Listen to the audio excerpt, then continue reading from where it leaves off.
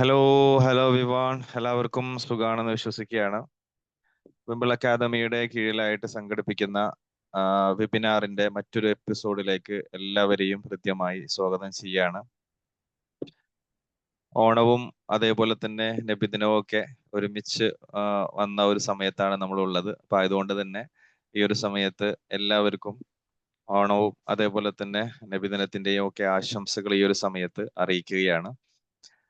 നമ്മൾ ഓരോരുത്തരും ഓരോ മനുഷ്യനെ സംബന്ധിച്ചിടത്തോളവും മറ്റു ഇതര മനുഷ്യന്മാരുമായിട്ട് സംസാരിക്കാതെ, അവരോട് സംവദിക്കാതെ, അവരുമായിട്ട് വ്യത്യസ്തമായിട്ടുള്ള വ്യവഹാരങ്ങളിൽ ഏർപ്പെടാതെ നമുക്ക് മാറി നിൽക്കാൻ സാധിക്കുകയില്ല. അപ്പോൾ ആയതുകൊണ്ട് തന്നെ മനുഷ്യനെ സംബന്ധിച്ചിടത്തോളം മറ്റു മനുഷ്യന്മാരുമായിട്ട് എത്രത്തോളം നമുക്ക് നന്നായിട്ട് ഇടപെടാൻ സാധിക്കുന്നുവോ അത്രത്തോളം നമുക്ക് ഏറ്റവും മനോഹരമായിട്ട് ഡീല് ചെയ്യാൻ, മനുഷ്യന്മാരെ നമുക്ക് ഡീല് ചെയ്യാൻ പറ്റുന്നിടത്ത് വിജയിച്ചു കഴിഞ്ഞാൽ തീർച്ചയായിട്ടും നമ്മുടെ ജീവിതത്തിൽ നമുക്ക് സക്സസ് ആവാൻ കഴിയും. കാരണം നമ്മൾ ഇടപെടുന്ന ഫാമിലി ആകട്ടെ, അതല്ലെങ്കിൽ നമ്മൾ സോഷ്യലി ഉള്ള ഇടപെടലുകളാകട്ടെ, നമ്മുടെ പ്രൊഫഷണൽ കരിയർ മേഖലയിൽ നമ്മൾ ഇടപെടുന്നതാവട്ടെ, ഇവിടെ എല്ലായിടത്തും നമുക്ക് നമ്മുടെ കൂടെ നമ്മുടെ ചുറ്റുപാട് നിൽക്കുന്ന മനുഷ്യന്മാരെ മനസ്സിലാക്കി അവരെ ഡീല് ചെയ്യാനും അവരെ കൈകാര്യം ചെയ്യാനും വിജയിക്കുന്നിടത്ത് തീർച്ചയായിട്ടും നമുക്ക് അടുത്ത ലെവലിലേക്ക് നമുക്ക് നീങ്ങാൻ സാധിക്കുന്നു എന്നുള്ളതാണ്. അവിടെയാണ് നമ്മളെ ജനകീയനാകുന്നതും നമ്മളെ സ്വീകാര്യയോഗ്യനാകുന്നതും. ഒരു ബിസിനസ്സിലേക്ക് നമ്മൾ ഇറങ്ങുന്ന സമയത്ത്, അതല്ലെങ്കിൽ ഒരു ഫാമിലിയിൽ ഒരു കരിയറിലൊക്കെ നമ്മൾ മുന്നോട്ട് പോകുന്ന സമയത്ത് അവിടെ ലീഡ് ചെയ്യണമെങ്കിൽ തീർച്ചയായിട്ടും ഇത്തരത്തിൽ പീപ്പിൾ മാനേജ്മെന്റ് എന്ന് പറയുന്നത് വളരെ പ്രധാനപ്പെട്ട ഒരു ഘടകമാണ്. അപ്പോൾ അതിന്റെ ഏറ്റവും അടിസ്ഥാനപരമായിട്ടുള്ള ഘടകം ഒരു മനുഷ്യനെ സംബന്ധിച്ചിടത്തോളം അടിസ്ഥാനപരമായിട്ട് നമുക്ക് നമ്മളെ കുറിച്ചിട്ടുള്ള ഒരു അറിവുണ്ടാവുക എന്നുള്ളതാണ്. നമുക്ക് നമ്മൾ ആരാണ്, നമ്മളുടെ ചിന്തകൾ, നമ്മളുടെ വികാരങ്ങളെ കുറിച്ച് കൃത്യമായിട്ടുള്ള ബോധ്യങ്ങൾ ഉണ്ടാകണം. അവിടെ നിന്നാണ് നമ്മുടെ യാത്ര തുടങ്ങുന്നത്. ഏറ്റവും ബേസിക് ആയിട്ട് സെൽഫ് അവയർനെസ്സിൽ നിന്നാണ് നമ്മൾ എത്രത്തോളം നമ്മളെ കുറിച്ച് ആലോചിച്ച് ചിന്തിച്ച് നമ്മളെ എവിടെയാണോ തിരുത്താനുള്ളത്, നമുക്ക് എവിടെയാണോ നമുക്ക് ഒന്ന് ശരിപ്പെടുത്താനുള്ളത്, എവിടെയാണോ നമുക്കൊന്ന് അപ്ലിഫ്റ്റ് ചെയ്യാനുള്ളത് എന്ന് ആലോചിച്ച് നമ്മുടെ സ്ട്രെങ്ത്തുകൾ, നമ്മളുടെ വീക്ക്നെസ്സുകൾ, നമ്മളുടെ ഓപ്പർച്യൂണിറ്റികൾ, നമ്മളുടെ ത്രെഡ്സുകളെ കുറിച്ച് നമ്മൾ നിരന്തരം ആലോചിക്കുകയും ചിന്തിക്കുകയും ഓരോ ദിവസവും നമ്മളുടെ ഇന്നത്തെ ദിവസമാകരുത് നാളത്തെ ദിവസം, ഒരു മാറ്റം നമ്മളിൽ ഉണ്ടാകണം. നമ്മൾ ഇന്ന് വർക്ക് ചെയ്തതും ഒരാഴ്ച കഴിഞ്ഞ് വർക്ക് ചെയ്യുന്നതും നമ്മളിൽ എന്താണ് മാറ്റം ഉള്ളത്? ഇന്നത്തെ ഞാനും ഒരു 5 വർഷം കഴിഞ്ഞിട്ട് എന്നെ മീറ്റ് ചെയ്യുന്ന ഒരാളും എന്താണ് നമ്മളിൽ ഒരു വ്യത്യാസം കാണുന്നത് എന്നുള്ളത്, അല്ലെ? ചില ആളുകൾ പറഞ്ഞു നിനക്കൊരു മാറ്റവും ഇല്ലല്ലോ എന്ന് പറയാറുണ്ട്. എന്താണ് ചിലപ്പോ നമ്മുടെ സൗന്ദര്യത്തിൽ ഒരു മാറ്റം ഇല്ല എന്നായിരിക്കാം, അതല്ലെങ്കിൽ നമ്മൾ അന്നും ഇന്നും ഒരേപോലെയാണെന്നാകാം. പക്ഷെ ചില കൂട്ടുകാരെ നമ്മൾ കാണുമ്പോൾ, ചിലരെ കാണുന്ന സമയത്ത് അവർ അക്കാദമിക്കലി ഒരു പക്ഷേ വലിയ രീതിയിലേക്ക് എത്തിയിട്ടുണ്ടാകും, ഒരു ഡോക്ടറേറ്റ് ഒക്കെ എടുത്തിട്ടുണ്ടാകും. അതല്ലെങ്കിൽ ചില സമയത്ത് അവരുടെ സ്കിൽസിൽ മാറ്റങ്ങൾ ഉണ്ടാകാം. 10ാം ക്ലാസ്സിൽ ഒരുമിച്ച് പഠിച്ചവനാകാം, പക്ഷെ അവൻ അന്ന് അധികം മിണ്ടാത്തവനാകാം. പക്ഷേ ഇന്ന് ഒരു 10-20 വർഷങ്ങൾക്ക് ശേഷം ഒരു 10ാം ക്ലാസ്സിലെ കൂട്ടായ്മയുടെ ഒരു ഗാദറിംഗ് വെച്ച സമയത്ത് അവനാണ് ഏറ്റവും കൂടുതൽ സംസാരിച്ചത്, അവനാണ് സ്റ്റേജിൽ കയറിയത്, അവനാണ് ബാക്കിയുള്ള സംഘാടനത്തിൽ ഏർപ്പെടുന്നത് എന്നൊക്കെ പറയുന്ന സമയത്ത് അവിടെ ഒരു മാറ്റമുണ്ട്. എന്നതുപോലെ തന്നെ നമ്മളിൽ ഒരു മാറ്റം നമുക്ക് ദർശിക്കാൻ സാധിക്കണം. നമ്മളെ ഡെവലപ്പ് ചെയ്യുക, നമ്മളെ നവീകരിക്കുക എന്നതിൽ നമ്മൾ കോൺസെൻട്രേറ്റ് ചെയ്യുന്ന സമയത്ത് അവിടെ ഒരു മനോഹരമായിട്ടുള്ള നമ്മളെ നമുക്ക് കണ്ടെത്താൻ സാധിക്കുന്നു എന്നുള്ളതാണ്. അപ്പൊ അതിനു വേണ്ടിയിട്ട് തീർച്ചയായിട്ടും ഇമോഷണൽ ഇന്റലിജൻസ് എന്നുള്ളത് വളരെ പ്രധാനപ്പെട്ട ഒരു ഘടകമാണ്. പണ്ട് കാലത്ത് ഐക്യു ആയിരുന്നു കൂടുതൽ നമ്മൾ നോക്കി, ഇമോഷണൽ എന്നതിനേക്കാൾ ഇന്റലക്ച്വലി ആയിരുന്നു കൂടുതൽ നോക്കിയിരുന്നത് എങ്കിൽ ഇന്ന് ഇക്യുയിലേക്കാണ്, അല്ല, ഇമോഷണൽ കോഷ്യന്റിനെ കുറിച്ചിട്ടാണ് നമ്മൾ ആലോചിക്കുന്നത്, ചിന്തിക്കുന്നത് എന്നുള്ളത്. എങ്ങനെയാണ് നമ്മളുടെ വികാരങ്ങളെ, നമ്മുടെ ഇമോഷൻസിനെ നമുക്ക് കൺട്രോൾ ചെയ്യാൻ പറ്റുന്നത്? അവിടെയാണ് നമ്മൾ അക്കാദമിക്കലി ഒരു പക്ഷേ നമുക്ക് ഒരുപാട് നോളജ് ഉണ്ടാകാം, നമുക്ക് ഒരുപാട് സർട്ടിഫിക്കറ്റുകൾ ഉണ്ടാകാം, പക്ഷെ ഒരാളെ കാണുന്ന സമയത്ത് അദ്ദേഹത്തോട് കൃത്യമായിട്ട് ഡീല് ചെയ്യാൻ നമുക്ക് സാധിക്കുന്നില്ല എന്നുണ്ടെങ്കിൽ തീർച്ചയായിട്ടും അവിടെ നമുക്ക് മുന്നോട്ട് പോകാനുള്ള പ്രയാസങ്ങൾ ഉണ്ടാകാം. അപ്പോൾ ഇമോഷൻസിനെ റെഗുലേറ്റ് ചെയ്യാൻ, നമുക്ക് നമ്മളെ കുറിച്ച് മനസ്സിലാക്കാൻ, നമുക്ക് നമ്മളെ സെൽഫിനെ റെഗുലേറ്റ് ചെയ്യാൻ, നമ്മളിൽ ഒരു മോട്ടിവേഷൻ രൂപപ്പെടുത്താനൊക്കെ തീർച്ചയായിട്ടും ഇമോഷണൽ ഇന്റലിജൻസ് വളരെ പ്രധാനപ്പെട്ട ഒരു ഘടകമാണ്. അപ്പൊ അതുമായി ബന്ധപ്പെട്ടിട്ടുള്ള ഒരു ചർച്ചയാണ്, ഒരു സെഷനാണ് ഇന്ന് ഇവിടെ നമ്മൾ നിർവഹിക്കാൻ ഉദ്ദേശിക്കുന്നത്. Emotional intelligence in workplace എന്നുള്ള ഒരു ടോപ്പിക്കുമായി ബന്ധപ്പെട്ട് ഇവിടെ Aisha Anood Fazil mind set coach നമ്മളോട് സംസാരിക്കുന്നു. നേരത്തെ കുട്ടികൾക്ക് ഇമോഷണൽ ഇന്റലിജൻസുമായി ബന്ധപ്പെട്ടിട്ടുള്ള വിംബിൾ അക്കാദമിയുടെ കീഴിലായിട്ട് നമ്മൾ സംഘടിപ്പിച്ചിട്ടുള്ള ബാച്ചുകളെ ലീഡ് ചെയ്തിട്ടുണ്ടായിരുന്നത് ഐഷ അനൂദ് ഫാസിൽ മാം ആയിരുന്നു. അതേപോലെ തന്നെ ഇന്ന് നമ്മൾ ഈ ഒരു ടോപ്പിക്കുമായി ബന്ധപ്പെട്ട് നമ്മൾ സംസാരിക്കുന്നു. അതോടൊപ്പം തന്നെ തുടർ ദിവസങ്ങളിലും സമാനമായിട്ടുള്ള ഇമോഷണൽ ഇന്റലിജൻസുമായിട്ട് ബന്ധപ്പെട്ടിട്ടുള്ള ഫ്രീ വെബിനാറുകൾ ഉണ്ടാകും. അതേപോലെ തന്നെ വലിയ ആളുകളെ ഉദ്ദേശിച്ചുകൊണ്ട് മാത്രം ഇമോഷണൽ ഇന്റലിജൻസിനെ നമുക്ക് എങ്ങനെ ട്രെയിൻ ചെയ്തെടുക്കാം എന്നതുമായി ബന്ധപ്പെട്ടിട്ടുള്ള ഒരു കോഴ്സും നമ്മൾ ഉദ്ദേശിക്കുന്നുണ്ട്. അപ്പോൾ ഇന്നത്തെ ഈ ഒരു വർക്ക് പ്ലേസിലെ ഇമോഷണൽ ഇന്റലിജൻസുമായി ബന്ധപ്പെട്ടിട്ടുള്ള സെഷൻ ലീഡ് ചെയ്യാൻ എത്തിയിട്ടുള്ള മാമിനെ വളരെ സ്നേഹത്തോടെ ഈ ഒരു സെഷനിലേക്ക് ഞാൻ സ്വാഗതം ചെയ്യുകയാണ്. അതേപോലെ തന്നെ ആസ് യൂഷ്വൽ നമ്മുടെ പാർട്ടിസിപ്പൻസ് ഇന്ന് ഞാൻ കുറച്ച് ഇത്രയധികം ആളുകൾ ഉണ്ടാകുമോന്ന് ഒരു ആശങ്ക ഉണ്ടായിരുന്നു. കാരണം ഓണത്തിന്റെ തലേ ദിവസം, നബിദിനത്തിന്റെ തലേ ദിവസമൊക്കെയാണ്. എന്നിരുന്നാലും ഏകദേശം ഒരു 25 പീപ്പിൾ ഇവിടെ എത്തിയിട്ടുണ്ട്. അപ്പൊ എല്ലാവർക്കും ഹൃദ്യമായി ഈ ഒരു സെഷനിലേക്ക് ഞാൻ എല്ലാവരെയും ഞാൻ സ്വാഗതം ചെയ്യുകയാണ്. ഈ ഒരു സെഷൻ ലീഡ് ചെയ്യാൻ വേണ്ടിയിട്ട് ഐഷ മാമിനെ വളരെ സ്നേഹത്തോടെ ഞാൻ ഇൻവൈറ്റ് ചെയ്യുന്നു. Thank you so much. Good evening, everyone. Okay. Myself. Good evening, ma'am. Good evening, ma'am. Thank you, Faisal sir, for the wonderful നല്ല രീതിയിൽ അവതരിപ്പിച്ചത്. Thank you so much. Okay, then.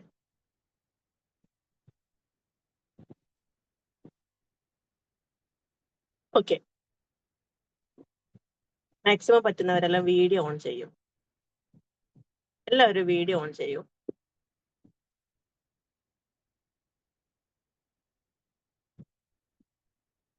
നമ്മളിവിടെ വന്നിട്ടുള്ളത് ഇമോഷണൽ ഇന്റലിജൻസിന്റെ ഡിസ്കഷന് വേണ്ടിയിട്ടാണ്. ഒരു സെഷനുമായിട്ട് ഇമോഷണൽ ഇന്റലിജൻസിന് ബേസ് ചെയ്തിട്ടുള്ള സെഷനുമായിട്ടാണ് നമ്മൾ വന്നിട്ടുള്ളത്. So face to face interaction ആണെങ്കിൽ കുറച്ചും കൂടി ബെറ്റർ ആയിട്ടുണ്ടാവും. നമ്മളിവിടെ ഇങ്ങനെ ബ്ലാങ്ക് ആയിട്ട് നിൽക്കുന്നതിനേക്കാൾ ഫേസ് ടു ഫേസ് ഇന്ററാക്ഷൻ ആണ് കുറച്ചും കൂടി ഈസി ആവുക. Okay, thank you so much. So എല്ലാവരും വീഡിയോ ഓൺ ചെയ്യൂ. Are you ready for the session? സെഷന് വേണ്ടി റെഡി ആണോ എല്ലാവരും? Yes, ma'am. Okay. Thank you. Okay, then what is emotional intelligence? ഒരു ബ്രീഫ് ആയിട്ടുള്ള ഒരു ഡിസ്ക്രിപ്ഷൻ ഫൈസൽ സാറ് തന്നു അല്ലെ. എന്താണ് ഇമോഷണൽ ഇന്റലിജൻസ്? ഒരു മനുഷ്യനെ ജീവിതത്തിൽ അത്യാവശ്യമായിട്ട് വേണ്ട ഒരു കാര്യമാണ്, പ്രത്യേകിച്ച് ഇന്നത്തെ കാലത്ത്. സാറ് പറഞ്ഞ പോലെ മുമ്പ് എല്ലാവരും ഇമോഷണൽ ഇന്റലിജൻസിന് പകരം എന്തായിരുന്നു കൂടുതൽ നോക്കിയിട്ടുണ്ടായിരുന്നേ?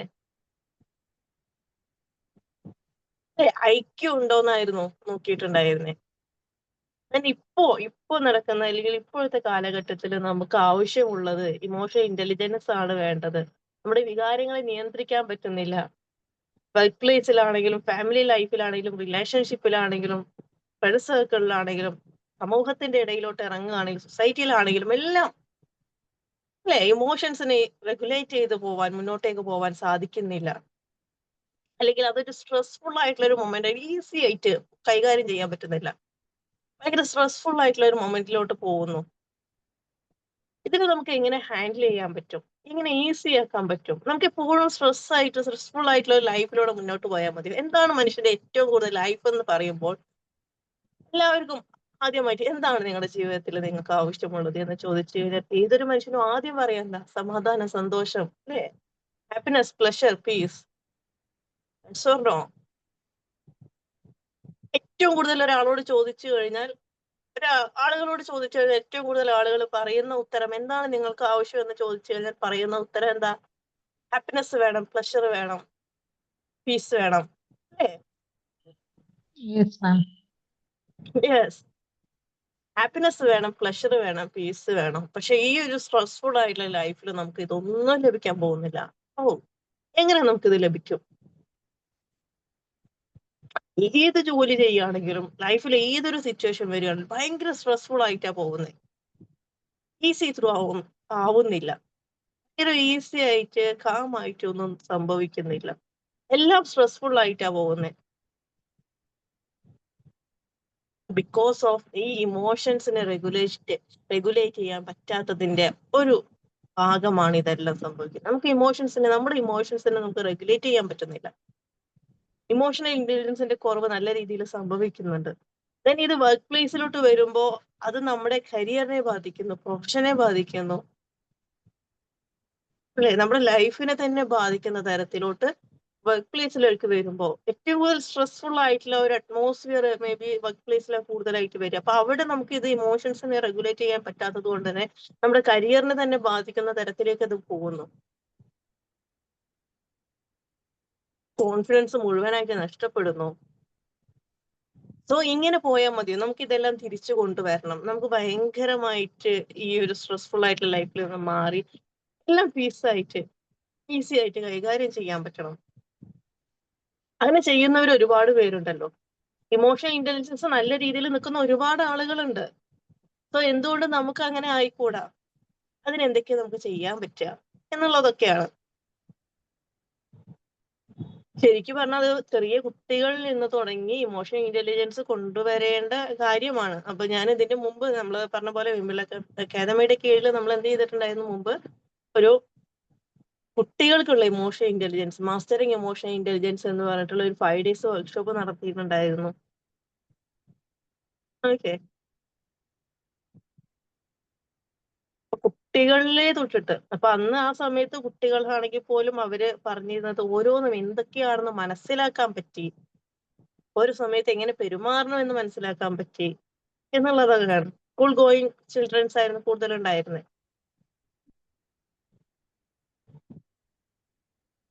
ഇത് വർക്ക് പ്ലേസിലോട്ട് വരുമ്പോ എന്താ സംഭവിക്കുന്നത്? ഭയങ്കരമായിട്ട് സ്ട്രെസ്ഫുൾ ആയിട്ടുള്ള, ഇന്ന് ഏതൊരാളോടും ചോദിച്ചു കഴിഞ്ഞാൽ house your life going, stress ആണ്. കൂടുതൽ ആളുകളും പറയുന്ന ഒരു കാര്യം ഭയങ്കര സ്ട്രെസ് ആണ്, ഒന്നിനും സമയമില്ല, ഒന്നും പറ്റുന്നില്ല, ഭയങ്കര സ്ട്രെസ്ഫുൾ ആയിട്ടാ പോകുന്നത്. സോ സമാധാനത്തിന് വേണ്ടി, സന്തോഷത്തിന് വേണ്ടി എന്തൊക്കെ ചെയ്യാൻ പറ്റും അതിലേക്കൊക്കെ ആളുകൾ ഇറങ്ങിത്തിരിക്കാൻ തുടങ്ങി. സമാധാനം വേണം, സന്തോഷം വേണം, സ്ട്രെസ്ഫുൾ ആയിട്ടുള്ള ലൈഫ് നമുക്ക് ആവശ്യമില്ല, ഇതിൽ നിന്ന് എങ്ങനെയെങ്കിലും രക്ഷപ്പെടണം. എങ്ങനെ രക്ഷപ്പെടാൻ പറ്റും? പല രീതിയിൽ ആലോചിക്കാൻ തുടങ്ങി. പക്ഷെ നമുക്ക് ഈ പറഞ്ഞ പ്രശ്നങ്ങളെല്ലാം ഇവിടെ ഉണ്ടാവുമ്പോഴും ഇതെല്ലാം ഓവർകം ചെയ്യാനുള്ള സൊല്യൂഷൻസ് നമുക്ക് ഇവിടെ അവൈലബിൾ ആണ്, അല്ലെ? മുമ്പ് ഇമോഷണൽ ഇന്റലിജൻസ് കുറവാണെങ്കിൽ ആ ഇമോഷണൽ ഇന്റലിജൻസ് എങ്ങനെ ഉണ്ടാക്കാം എന്ന് പറഞ്ഞു കഴിഞ്ഞാൽ ഭയങ്കര ബുദ്ധിമുട്ടാണ്. ഇതുപോലെയുള്ള വർക്ക്ഷോപ്പുകളോ പ്രോഗ്രാംസുകളോ വളരെ റയർ ആയിട്ടേ നടക്കുന്നുള്ളൂ. അതും ഓഫ്ലൈൻ ആയിട്ടൊക്കെ കിട്ടാറുള്ളൂ. ഇതുപോലെ വെബിനാർസോ വർക്ക്ഷോപ്പോ സെഷൻസോ ഒക്കെ വളരെ റയർ ആയിട്ടാണ് മുമ്പ് കിട്ടിയിരുന്നത്. ഇപ്പൊ അങ്ങനെയല്ല, ഇപ്പൊ എല്ലാം നമുക്ക് അവൈലബിൾ ആണ്. നമ്മളത് ക്യാച്ച് ചെയ്യണം എന്നുള്ള ഒരേ ഒരു കാര്യം, ഒരു എലമെന്റ് മാത്രമേ അവിടെ ഉള്ളൂ. നമുക്കിതെല്ലാം അവൈലബിൾ ആണ്, നമ്മളത് ക്യാച്ച് ചെയ്യണം. കറക്റ്റ് സമയത്ത് നമ്മൾ അത് ക്യാച്ച് ചെയ്തെടുക്കണം, അത്രേ ആവശ്യമുള്ളൂ. Then everything will be all right. Yes or no? Then everything will be all right. എല്ലാം എന്താകും? ശരിയായി വരും. നമ്മളത് കറക്റ്റ് സമയത്ത് ക്യാച്ച് ചെയ്തെടുക്കുന്നു എന്നുള്ളതിനെ അനുസരിച്ചിട്ടിരിക്കും ബാക്കിയുള്ള കാര്യങ്ങൾ. ഓക്കെ,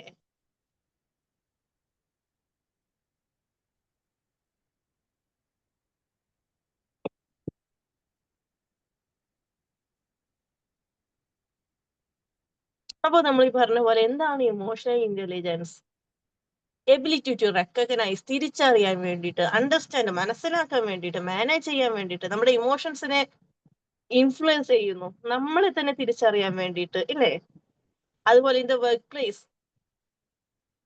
പ്ലേസിലാണെങ്കിലോ ഒരു ഭയങ്കര ക്രൂഷ്യലാണ് ഈ ഇമോഷണൽ ഇന്റലിജൻസ് എന്നത്. അത്യാവശ്യമാണ്. ടീം വർക്ക് വേണം, ലീഡർഷിപ്പ് വേണം, കമ്മ്യൂണിക്കേഷൻ വേണം, സ്ട്രെസ് ഹാൻഡിൽ ചെയ്യാൻ പറ്റണം.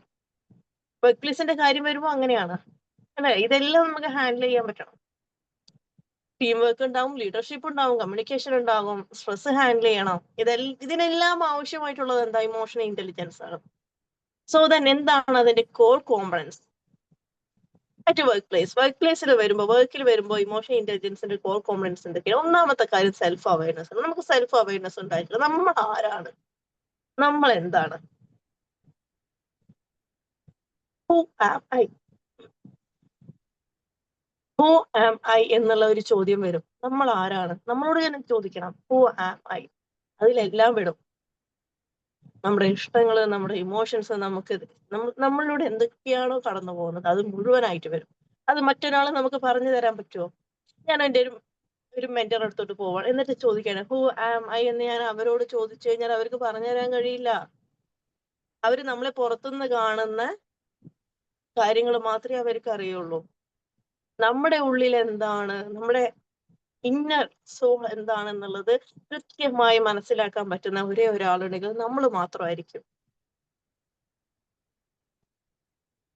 നമ്മള് എപ്പോഴും പറയാറുണ്ട് അല്ലേ, നിങ്ങളെ പറ്റി എനിക്ക് ഭയങ്കരമായിട്ട് അറിയാം. റിലേഷൻഷിപ്പിന്റെ കാര്യം വരുമ്പോ ഹസ്ബൻഡ് ആൻഡ് വൈഫ് അല്ലെ, സ്നേഹിക്കുന്നവരാണെങ്കിൽ അങ്ങോട്ടും ഇങ്ങോട്ടും, സിബ്ലിങ്സ് ആണെങ്കിൽ, ഫ്രണ്ട്സ് ആണെങ്കിൽ ഭയങ്കരമായിട്ടുള്ള ഫ്രണ്ട്ഷിപ്പിലായിരിക്കും പോകുന്നുണ്ടാകുക. പറയും നിന്നെ പറ്റി A to Z മുഴുവനായിട്ട് എനിക്കറിയാം. ഒരിക്കലുമില്ല. ഒരു 75% 80% വരെ അറിയാൻ പറ്റും. അതറിയാൻ പറ്റാത്ത ഒരു ഭാഗം അപ്പോഴും അവരുടെ ഉള്ളിലുണ്ടാവും. അതറിയാൻ പറ്റുന്ന ഒരേ ഒരാൾ നമ്മൾ മാത്രമായിരിക്കും. നമ്മളെ പറ്റി മുഴുവനായിട്ട് നമുക്ക് കഴിയില്ല. എത്രത്തോളം എക്സ്പ്രസ് ചെയ്താലും അതിന്റെ ഒരു അംശമെങ്കിലും നമ്മുടെ ഉള്ളിൽ ഉണ്ടാവും. ലിമിറ്റേഷൻസ് വരുന്നുണ്ട്. സോ നമ്മൾ എന്താണെന്ന് കൃത്യമായി അറിയണമെങ്കിൽ നമുക്ക് നമ്മളോട് തന്നെ ചോദിക്കണം. നമ്മൾ അതിനുള്ള ആൻസർ കണ്ടെത്തണം. Find your self. നിങ്ങൾ കണ്ടുപിടിക്കണം. നിങ്ങളെ പറ്റി നല്ല ധാരണയുണ്ടാവണം. നമ്മുടെ ഉള്ളിലൂടെ കടന്നു പോകുന്ന ഓരോ കാര്യങ്ങളും വേറൊരാൾ പറഞ്ഞു തന്നിട്ടല്ല നമ്മൾ അറിയേണ്ടത്, നമ്മളാണ് അറിയേണ്ടത്.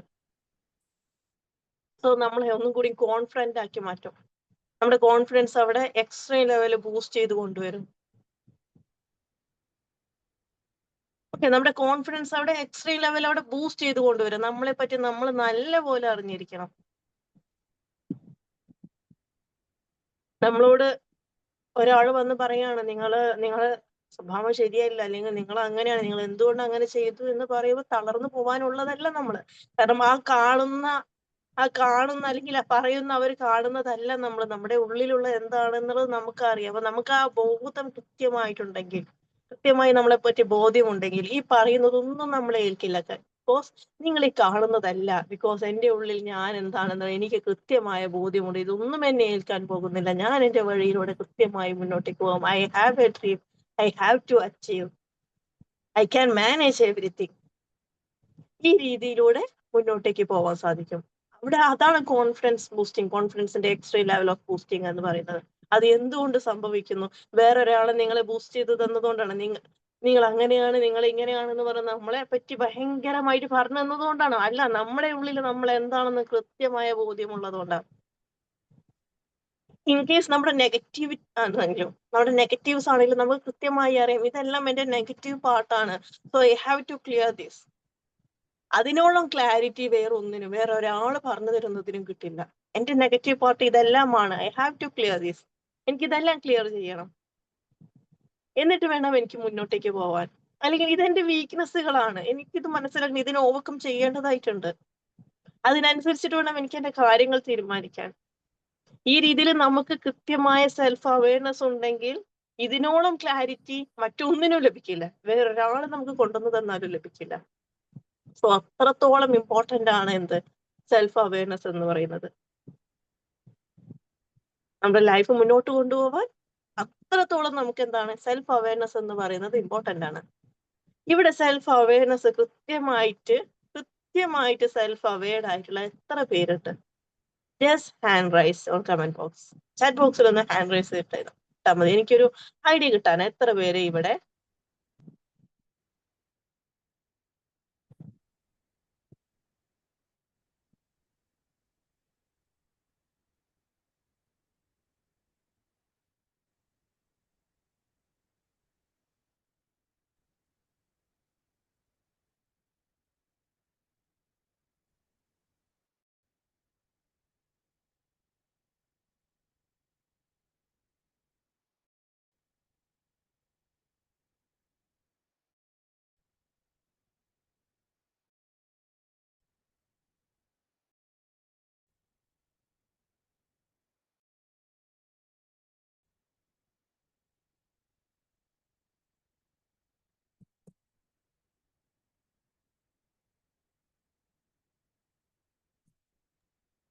ഓക്കെ ചാറ്റ് ബോക്സ് നോക്കുന്നുണ്ട്.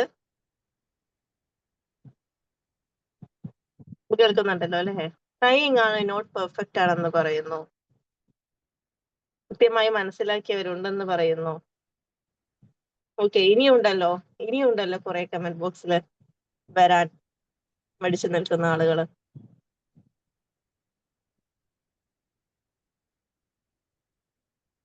I have to wait. എന്തിനാ വെയിറ്റ് ചെയ്ത് നിൽക്കുന്നത്? നിങ്ങളുടെ റെസ്പോൺസസ് ആവശ്യമാണ്. Trying to better each and every day. Great, very good.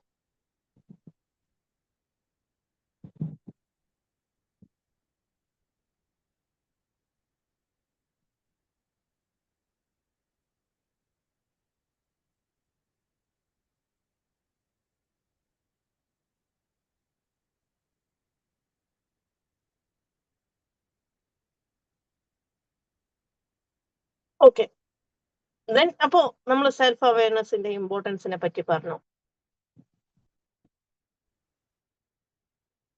അതായത് നമ്മൾ സ്ട്രെസ്ഡ് ആണെങ്കിൽ നമുക്ക് അറിയണം, നമ്മുടെ ഇമോഷൻസ്, നമ്മളിലൂടെ കടന്നു പോകുന്ന ഓരോ ഇമോഷൻസിനെയും നമുക്ക് കൃത്യമായി അറിയാൻ പറ്റണം. നമ്മൾ സ്ട്രെസ്ഡ് ആണെങ്കിൽ എന്താ നിങ്ങൾ ഇത്ര മൂഡ് ഔട്ട് ആയിട്ട് ഇരിക്കുന്നതെന്ന് ഒരാൾ ചോദിച്ചു കഴിഞ്ഞാൽ വാട്ട് ഈസ് ദ റീസൺ എനിക്ക് അറിയാൻ പറ്റണം. എനിക്ക് എന്താ അറിയില്ല, ഉറക്കേ വരുന്നില്ല, എനിക്ക് ഭക്ഷണം കഴിക്കാൻ പറ്റുന്നില്ല, എനിക്ക് ഒരു സുഖമില്ല, ഇങ്ങനെയല്ല. What is going on our inside, നമ്മുടെ ഉള്ളിലൂടെ എന്തൊക്കെയാ കടന്നു പോകുന്നത്, എന്തൊക്കെയാ നടക്കുന്നത്. നമ്മളൊരു ചോദിക്കുക, നമ്മൾ ഭയങ്കര ഗ്ലൂമി ആയിട്ട് ഇരിക്കുന്ന സമയത്ത് വാട്ട് ഹാപ്പൻ എന്ന് ചോദിച്ചാൽ ഐ ഡോണ്ട് നോ എന്നായിരിക്കരുത് ഉത്തരം. നമ്മളിലൂടെ കടന്നു പോകുന്ന ഓരോ കാര്യവും നമുക്ക് പറയാൻ പറ്റണം. What is the reason? Everything has A reason അല്ലെ? ഒന്നും സംഭവിക്കാതെ, ഒരു കാരണവും ഇല്ലാതെ ഒന്നും നടക്കില്ല. Everything has A reason. ആ ഫൈൻഡ് ദ റീസൺ. ആ റീസൺ എന്താണെന്നുള്ളത് നമ്മൾ കണ്ടുപിടിക്കണം. അത് ഈ സെൽഫ് അവയർനെസ്സിലൂടെ നമുക്ക് കൃത്യമായി മനസ്സിലാക്കാൻ പറ്റും. സോ ദെൻ ഫസ്റ്റ് സ്റ്റെപ്പ് എന്ന് പറയുന്നത് സെൽഫ് അവയർനെസ് ആണ്. അതായത് നമ്മളിലൂടെ കടന്നു പോകുന്ന ഓരോ ഇമോഷൻസിനെയും നമ്മൾ മനസ്സിലാക്കുന്നു. എനിക്ക് ദേഷ്യം വരുന്നുണ്ടോ? എനിക്ക് ദേഷ്യം വരുന്നുണ്ട്. ഞാൻ ഹാപ്പിയാണോ? ഹാപ്പിയാണ്. ഓക്കെ, ഞാൻ ടെൻസ്ഡ് ആവുകയാണോ? ആണ്. എന്താ സംഭവിക്കുന്നത് എന്ന് തിരിച്ചറിയാത്ത അവസ്ഥയിലല്ലാതെ എന്നിലൂടെ പോകുന്ന ഓരോ ഇമോഷൻസിനെയും എനിക്ക് തിരിച്ചറിയാൻ പറ്റുന്നുണ്ട്. എന്നിലൂടെ കടന്നു പോകുന്ന ഓരോ ഇമോഷൻസിനെയും എനിക്ക് തിരിച്ചറിയാൻ പറ്റുന്നുണ്ട്. എങ്കിൽ മാത്രമേ നമുക്ക് ഇമോഷൻസിനെ റെഗുലേറ്റ് ചെയ്യാൻ പറ്റുള്ളൂ. നമ്മളിലൂടെ കടന്നു പോകുന്ന ഓരോ ഇമോഷൻസും, എനിക്ക് ദേഷ്യമുണ്ട് എന്ന് ഞാൻ തിരിച്ചറിഞ്ഞാൽ മാത്രമേ എനിക്ക് ഈ ദേഷ്യത്തെ കുറയ്ക്കാൻ പറ്റൂ. ഞാൻ സ്ട്രെസ്ഡ് ആണ് എന്ന് ഞാൻ തിരിച്ചറിഞ്ഞാൽ മാത്രമേ ഞാൻ കടന്നു പോകുന്ന ആ സ്ട്രെസ് കുറക്കാനുള്ള മാർഗങ്ങളിലേക്ക് എനിക്ക് പോകാൻ പറ്റൂ. ഇതിനെല്ലാം റെഗുലേറ്റ് ചെയ്യണമെങ്കിൽ എന്താണ് അതിന്റെ റീസൺ എന്ന് നമ്മൾ അറിയണം. നമ്മളൊരു ഡോക്ടറെ കാണിക്കുമ്പോൾ നമുക്ക് പനിയാണ് എന്ന് തിരിച്ചറിഞ്ഞാൽ മാത്രമല്ലേ നമുക്ക് അതിനുള്ള ട്രീറ്റ്മെന്റ് എടുക്കാൻ പറ്റുള്ളൂ. എന്താണ് അസുഖം എന്ന് തിരിച്ചറിയാതെ നമുക്കത് ട്രീറ്റ്മെന്റ് ചെയ്യാൻ പറ്റുമോ?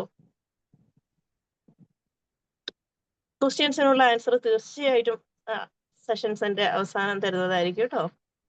എല്ലാ ഡൗട്ടുകളും നമുക്ക് ക്ലിയർ ചെയ്യാം. ഓക്കെ, എന്താണ് അസുഖം എന്ന് തിരിച്ചറിഞ്ഞാൽ മാത്രമേ നമുക്ക് അതിനുള്ള മെഡിസിൻ കൊടുക്കാൻ പറ്റുള്ളൂ അല്ലേ? എങ്കിലേ അതിനുള്ള കംപ്ലീറ്റ് റിക്കവറി ലഭിക്കുകയുള്ളൂ. കൃത്യമായിട്ട് നമുക്ക് ഡയഗ്നോസ് ചെയ്യാൻ പറ്റണം. അതുപോലെ തന്നെയാണ് ഇവിടെയും. മെന്റൽ ഹെൽത്തും ഫിസിക്കൽ ഹെൽത്തും same to same extreme level എന്താണ്, ഒരുപോലെ എന്താണ് ഇമ്പോർട്ടന്റ് ആണ്. അതുപോലെ എന്താണ് ഇവിടെ അല്ലേ, എന്താണ് കാരണമെന്ന് ഡയഗ്നോസ് ചെയ്യാൻ പറ്റണം, തിരിച്ചറിയാൻ പറ്റണം, എങ്കിലേ നമുക്കത് ചെയ്യാൻ പറ്റുള്ളൂ. സോ അതിനു വേണ്ടിയുള്ള പ്രൊസീജിയറിന്റെ ഫസ്റ്റ് സ്റ്റെപ്പ് എന്ന് പറയുന്നത് സെൽഫ് അവയർനെസ് ആണ്. കൃത്യമായി ബോധ്യമുണ്ടാവണം. ഓക്കെ, അതിന് ഒരുപാട് കാര്യങ്ങൾ ചെയ്യാനുണ്ട്. ഓക്കെ, പെട്ടെന്നൊരു ദിവസം കൊണ്ട് നമുക്ക് സെൽഫ് അവെയർഡ് ആവാൻ പറ്റില്ല. നമ്മൾ വാച്ച് ചെയ്ത് നമ്മളുടെ ഓരോ കാര്യങ്ങളും ശ്രദ്ധിച്ച് മനസ്സിലാക്കി അങ്ങനെ നമുക്കിത് തിരിച്ചറിയാൻ പറ്റുള്ളൂ. അതിലൂടെ നമുക്ക് എന്ത് ചെയ്യാൻ പറ്റും? മനസ്സിലാക്കാൻ പറ്റും. ഒരുപാട് ടെക്നിക്കുകൾ ഉണ്ട് യൂസ് ചെയ്യാൻ. ഓക്കെ, ദെൻ അടുത്തത് എന്താണ്? സെൽഫ് മാനേജ്മെന്റ് ആണ്. ഒന്നാമത് നമ്മൾ സെൽഫ് അവയർനെസ് പറഞ്ഞു, രണ്ടാമത് സെൽഫ് മാനേജ്മെന്റ് ആണ്. Regulating emotions, staying flexible and acting with integrity. നമുക്കൊരു സൊല്യൂഷൻ ആവശ്യമാണ് ഒരു ക്രൈസിസിന്റെ സമയത്ത്. ഒരു ബുദ്ധിമുട്ടുണ്ടാവുന്ന സമയത്ത്, ഒരു ക്രൈസിസ് ഉണ്ടാവുന്ന സമയത്ത് നമ്മൾ എമോഷൻസിനെ റെഗുലേറ്റ് ചെയ്യാൻ പറ്റുന്നു. അതാണ് സെൽഫ് മാനേജ്മെന്റ്. നമ്മൾ ഭയങ്കരമായിട്ട് ടെൻസ്ഡ് ആയി പോകുന്ന, ഒരാൾ തളർന്നു പോകുന്ന സാഹചര്യം വരെ ഉണ്ടാവുന്ന തരത്തില് അത്രത്തോളം വരുന്ന ഒരു ക്രൈസിസിലൂടെ നമ്മൾ കടന്നു പോകുന്നത്. എങ്കിലും തളർന്നു പോവാതെ ആ ഒരു സിറ്റുവേഷനെ മനസ്സിലാക്കിക്കൊണ്ട് വാട്ട് ഈസ് ഹാപ്പനിങ് എന്നുള്ള ഒരു ചോദ്യം, അല്ലേ, അണ്ടർസ്റ്റാൻഡ് ദ സിറ്റുവേഷൻ, ആ സിറ്റുവേഷനെ മനസ്സിലാക്കിക്കൊണ്ട് എന്താണ് സംഭവിക്കുന്നതെന്ന് മനസ്സിലാക്കിക്കൊണ്ട് അവിടെ നമ്മൾ ചെയ്യേണ്ട കാര്യങ്ങളെല്ലാം കൃത്യമായി ചെയ്തുകൊണ്ട് മുന്നോട്ടേക്ക് പോവുക. അവിടെ നമുക്ക് പലതരം ഇമോഷൻസ് നമ്മുടെ ഉള്ളിലൂടെ കടന്നു പോകുന്നുണ്ടെങ്കിലും അതിനെല്ലാം റെഗുലേറ്റ് ചെയ്ത് നിർത്തുക. കാരണം നമ്മൾ ചെയ്യേണ്ട ചില കാര്യങ്ങൾ ആ മൊമെന്റിൽ സ്പോട്ടിൽ നമ്മൾ തന്നെ ചെയ്യേണ്ടതായിട്ടുണ്ട്. ആ സമയത്ത് നമ്മൾ തളർന്നു പോയാൽ അത്രത്തോളം നമ്മൾ ചെയ്യേണ്ടത് നമ്മൾ തന്നെ ചെയ്യണ്ടേ, അല്ലേ? അങ്ങനെ നമ്മുടെ ഇമോഷൻസിനെ നമുക്ക് മാനേജ് ചെയ്യാൻ പറ്റണം. സെൽഫ് മാനേജ്മെന്റ്, നമ്മളെ തന്നെ മാനേജ് ചെയ്യാൻ പറ്റണം.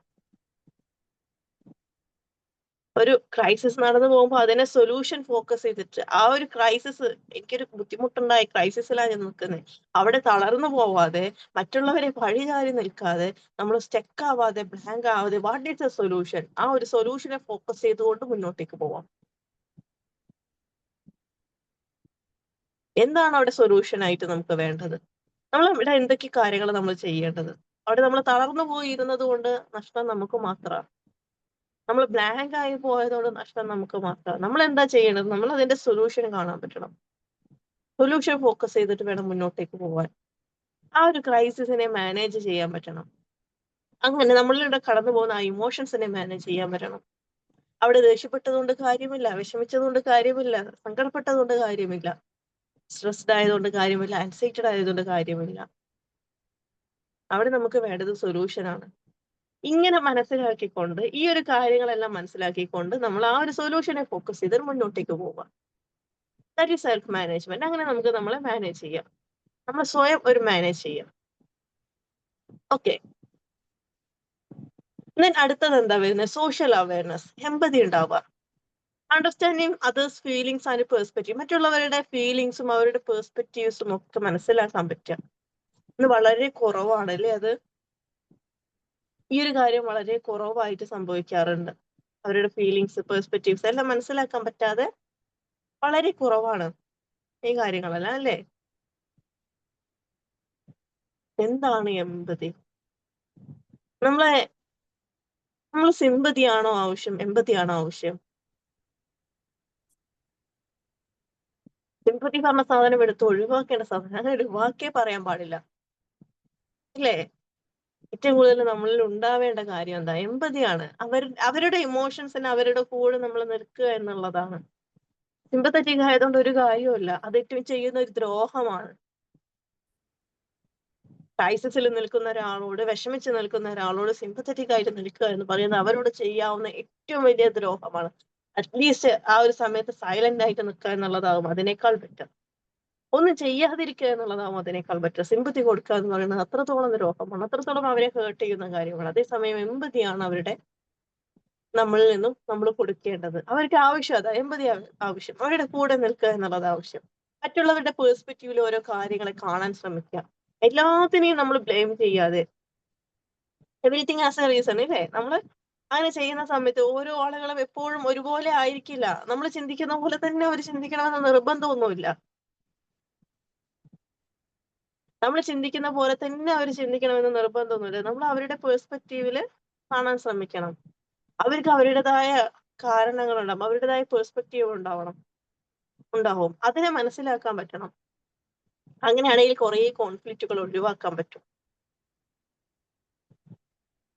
നമ്മൾ പറയുന്നത് മാത്രമാണ് ശരി, നമ്മൾ ചിന്തിക്കുന്നത് മാത്രമാണ് ശരി. അവരും മനുഷ്യരല്ലേ, അവരിലൂടെ ഇമോഷൻസ് കടന്നു പോകുന്നവരല്ലേ, അവർക്കും അവരുടേതായ പേഴ്സ്പെക്റ്റീവ് ഉണ്ടാവില്ലേ? ആ പേഴ്സ്പെക്റ്റീവിലൂടെ ചിന്തിക്കുമ്പോൾ അവരുടെ ഭാഗം ശരിയായിരിക്കാം, നമ്മുടെ പേഴ്സ്പെക്റ്റീവിലൂടെ ചിന്തിക്കുമ്പോൾ നമ്മുടെ ഭാഗം ശരിയായിരിക്കും. ഇത് രണ്ടും നമ്മൾ മനസ്സിലാക്കാൻ പറ്റണം. അങ്ങനെ മറ്റുള്ളവരുടെ പേഴ്സ്പെക്റ്റീവിനെ നമുക്ക് മനസ്സിലാക്കാൻ പറ്റുക. നമ്മള് ഈ പറഞ്ഞ പോലെ എന്താണ് നമ്മുടെ വർക്ക് പ്ലേസിലാണ് നിൽക്കുന്നത് എങ്കിൽ അല്ലെ നമ്മുടെ സബോർഡിനേറ്റിലുള്ള ആളുകളോ അല്ലെങ്കിൽ നമ്മുടെ സീനിയോറിറ്റി പോസ്റ്റിലിരിക്കുന്ന ആളുകളോ നമ്മുടെ കൂടെ വർക്ക് ചെയ്യുന്ന കൊളീഗ്സോ വാട്ടെവർ ഇറ്റ് ഈസ് ആരാണെങ്കിലും എന്താണ് അവരിലൂടെ കടന്നു പോകുന്ന ഇമോഷൻസിനൊക്കെ നമുക്ക് മനസ്സിലാക്കാൻ പറ്റണം. അതിനോടൊരു റെസ്പെക്ട് കൊടുക്കണം. പലരും പല സാഹചര്യങ്ങളിൽ പല സിറ്റുവേഷനിലൂടെ കടന്നു വരുന്നവരായിരിക്കും. എല്ലാവരും ഭയങ്കര ഹാപ്പിയായി വെരി ഈസി ആയിട്ടുള്ള ലൈഫായിരിക്കും. എല്ലാവർക്കും പ്രശ്നങ്ങൾ ഉണ്ടാവും. എല്ലാവർക്കും അവരുടേതായ പ്രശ്നങ്ങൾ അവരുടെ പ്രശ്നങ്ങൾ വലുതായിരിക്കും. നമ്മളത് കാണുമ്പോ ഓക്കെ ഇത് ഇത്ര ചെറിയ കാര്യത്തിനാണോ നിങ്ങൾ ഇങ്ങനെ എന്ന് ചോദിക്കുന്നതിന് പകരം അവരെ സംബന്ധിച്ചിടത്തോളം അവരുടെ പ്രശ്നം വലുതാണ്.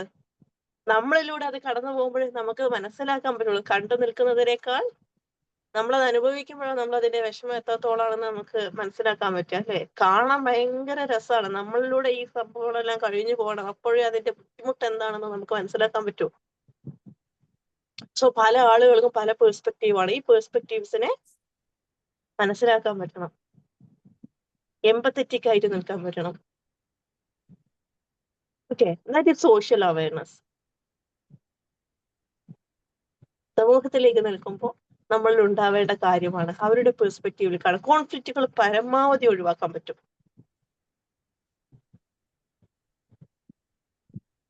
എമ്പത്തറ്റിക് ആയിട്ട് നിൽക്കുക, റെസ്പെക്ട് ചെയ്യുക, റെസ്പെക്ട് ചെയ്തത്.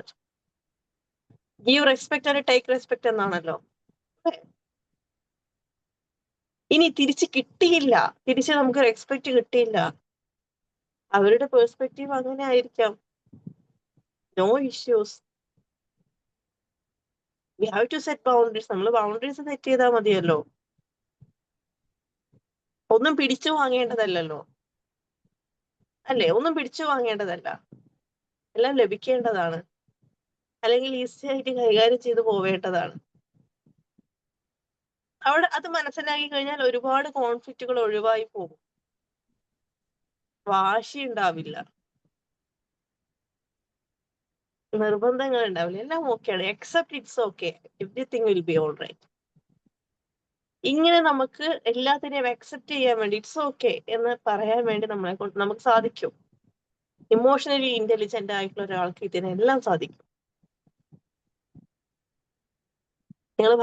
നമ്മൾ പറയാറുണ്ടല്ലോ, ഇങ്ങനെ അവർ ഇത്ര കൂളായിട്ട് ഓരോ കാര്യങ്ങളെ കൈകാര്യം ചെയ്യുന്നു. അവർക്ക് ഇതൊന്നും പ്രശ്നമില്ലേ, അവർക്ക് ടെൻഷൻ ഇല്ലേ, അവര് വിഷമമില്ലേ, അവർക്ക് യാതൊരുവിധ വികാരങ്ങളും ഇല്ലേ? They have to all. അവർക്ക് എല്ലാം ഉണ്ടായിരിക്കും. ഈ പറഞ്ഞ വിഷമങ്ങളും ബുദ്ധിമുട്ടുകളും പ്രശ്നങ്ങളും സ്ട്രെസ്സും എല്ലാവർക്കും ഉണ്ടാവും. പക്ഷെ അവരിലുള്ള ഒരു കാര്യം നമ്മളിൽ ഇല്ലാത്തത് കൊണ്ടാണ് നമുക്ക് അങ്ങനെ തോന്നുന്നത്. അവരുള്ള കാര്യം എന്താണ്? അവർക്ക് ഇതെല്ലാം മാനേജ് ചെയ്യാൻ അറിയാം. അവർ ഇമോഷണലി ഇന്റലിജന്റ് ആണ്. അവർക്ക് ഇതെല്ലാം മാനേജ് ചെയ്യാൻ അറിയാം. ആ അറിയുന്നതിന്റെ ഫലമാണ് നമ്മൾ അവർ കാണുന്ന ഈ കൂളായിട്ട് എല്ലാം കൈകാര്യം ചെയ്യുന്ന കാര്യങ്ങൾ. Okay, one more thing. വീണ്ടും ഞാൻ പറയാണ്, പറ്റുന്നവരെല്ലാം വീഡിയോ ഓൺ ചെയ്യൂ.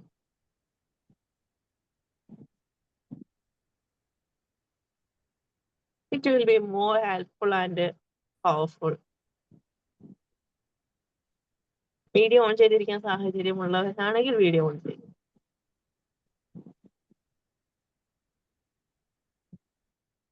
Face-to-face interaction is more beautiful and powerful. Thank you so much. Thank you. It's okay, it's okay. ഞാൻ പറഞ്ഞല്ലോ, വീഡിയോ ഓൺ ചെയ്യാൻ സാഹചര്യമുള്ളവരാണെങ്കിൽ ഓൺ ചെയ്യൂ.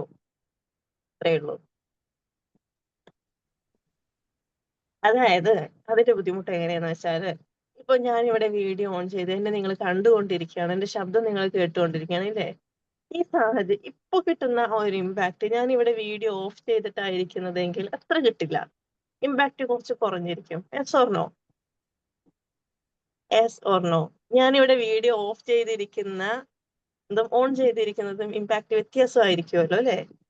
യെസ്, ഡെഫിനറ്റ്ലി അത് ഫീൽ ചെയ്യും. കുറച്ചും കൂടി വീഡിയോ ഓൺ ചെയ്യുമ്പോൾ കുറച്ചും കൂടി ഈസി ആയിട്ട് അല്ലെങ്കിൽ കുറച്ചും കൂടി ഇൻട്രസ്റ്റിംഗ് ആയിട്ട് തോന്നും. സെയിം സെയിം കൈൻഡ് ഓഫ് സംഭവമാണ് നമ്മൾ ഇവിടെ ഇരിക്കുന്ന സമയത്ത് മുഴുവനായിട്ട് ബ്ലാങ്ക് ആയിട്ടിരിക്കുന്ന സമയത്ത് നമുക്കിതെല്ലാം ഓക്കെയാണ്, ഹാൻഡിൽ ചെയ്യാം, ഇറ്റ്സ് ഓക്കെ. പക്ഷെ കുറച്ചും കൂടി ബ്യൂട്ടിഫുൾ ആവുന്നത്, കുറച്ചും കൂടി ഓക്കെ ആവുന്നത്, ഇൻട്രസ്റ്റിംഗ് ആവുന്നത് നമുക്ക് അങ്ങോട്ടും ഇങ്ങോട്ടും കണ്ടുകൊണ്ട് ഫേസ് ടു ഫേസ് ഇന്ററാക്ഷൻ വരുമ്പോഴാണ് കുറച്ചും കൂടി ഓക്കെ ആവുന്നത്. നമുക്ക് ലിമിറ്റേഷൻസ് ഉണ്ട്, ഡെഫിനറ്റ്ലി ഇറ്റ്സ് ഓക്കെ. സാധിക്കുന്നവർ, സാഹചര്യമുള്ളവർ ചെയ്യുക. നമ്മൾ എന്തിനാ മടിക്കേണ്ടത്? നമ്മൾ ഇവിടെ വന്നിട്ടുള്ളത് നമ്മുടെ ഇമോഷൻസിനെ റെഗുലേറ്റ് ചെയ്യാൻ പഠിക്കാൻ വേണ്ടിയാണ്, അല്ലേ? കോൺഫിഡന്റോടുകൂടി ഇരിക്കാൻ വേണ്ടിയാണ്. ആ കോൺഫിഡൻസ് വന്നു കഴിഞ്ഞാൽ ഈ പറഞ്ഞ പ്രശ്നങ്ങളൊന്നും വരില്ല. സോ നമ്മൾ ഓരോ കാര്യങ്ങളും ട്രൈ ചെയ്യേണ്ടതായിട്ടുണ്ട്. നമ്മളിൽ നിന്ന് എടുത്തു മാറ്റേണ്ട ഒരു കാര്യമാണ് പേടി, ഭയം. ശരി, ഞാൻ ഇത് ഓണാക്കി കഴിഞ്ഞാൽ എനിക്ക് എന്താണ് തോന്നുക, അല്ലേ? ശരിയാകുമോ? അങ്ങനെ പല ചിന്തകൾ കടന്നു പോകുന്നുണ്ടെങ്കിൽ ഓണാക്കി കഴിഞ്ഞിരിക്കുന്ന ഈ ചിന്തകളെല്ലാം മാറ്റാം. Okay, thank you so much. Okay തന്നെ. അപ്പൊ നമ്മൾ പറഞ്ഞു വന്നിരുന്ന കാര്യം എന്താ പറഞ്ഞു വന്നിരുന്ന കാര്യം? Social awareness and empathy.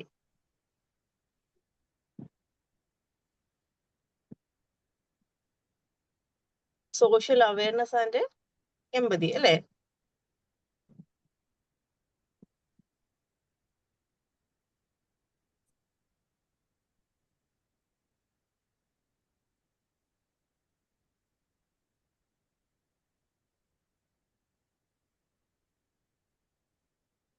Next എന്താണ്? What is next? Relationship management, building trust, resolving conflicts and inspiring others.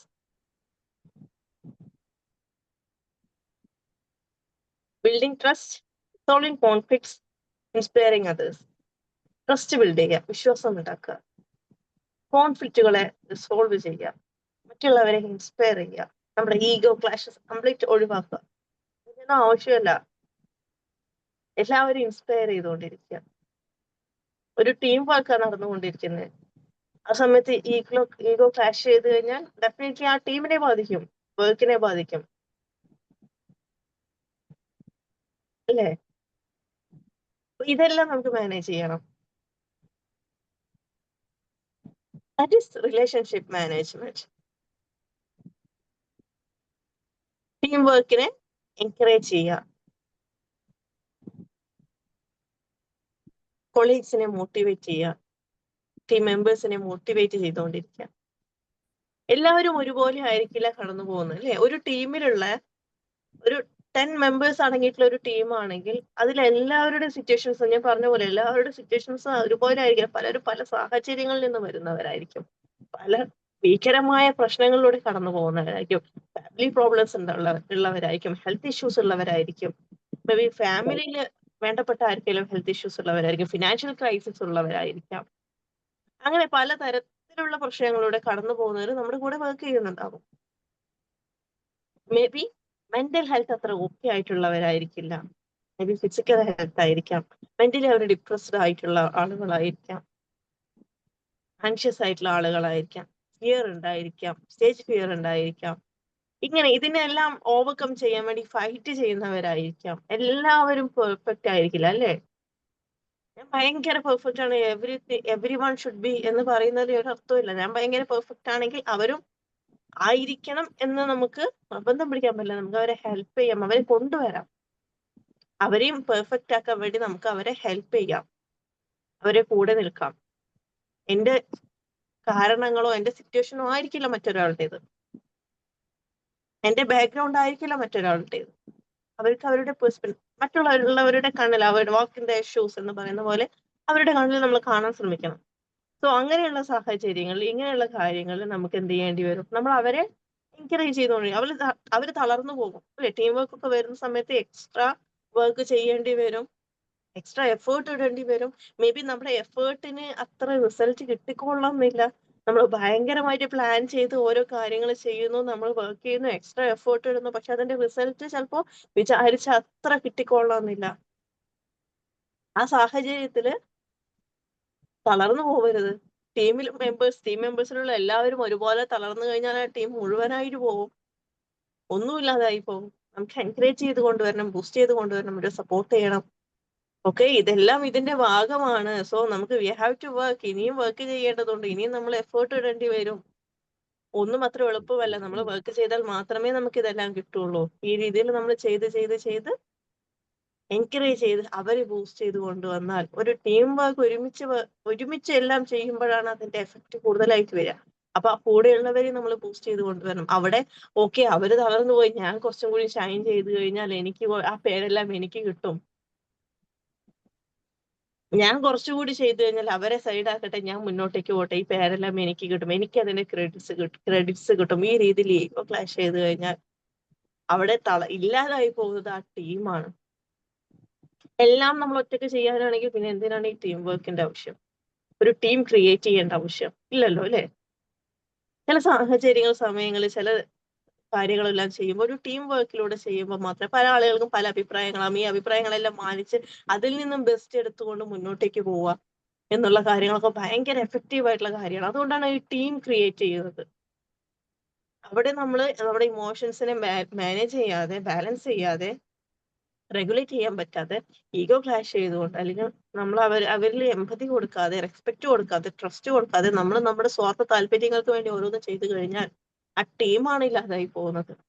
ആ ടീം ഇല്ലാതായി പോകുമ്പോൾ നമ്മുടെ ഒപ്പം നിൽക്കുന്ന മറ്റുള്ളവരുടെ തകർച്ചയുടെ ഒപ്പം തന്നെ നമ്മളും തകർന്നു പോവുകയാണ് എന്നുള്ള സത്യം അവിടെ നമ്മൾ മനസ്സിലാക്കുന്നില്ല. ഇവിടെ എല്ലാം നമുക്ക് ഇമ്പോർട്ടന്റ് ആയിട്ടുള്ളത് എന്താണ്? ഇമോഷണലി ഇന്റലിജന്റ് ആയി കഴിഞ്ഞാൽ ഈ പറഞ്ഞ കാര്യം ഒന്നും സംഭവിക്കില്ല. അതാണ് അതിന്റെ ഇമ്പോർട്ടൻസ് എന്ന് പറയുന്നത്. ഓക്കെ,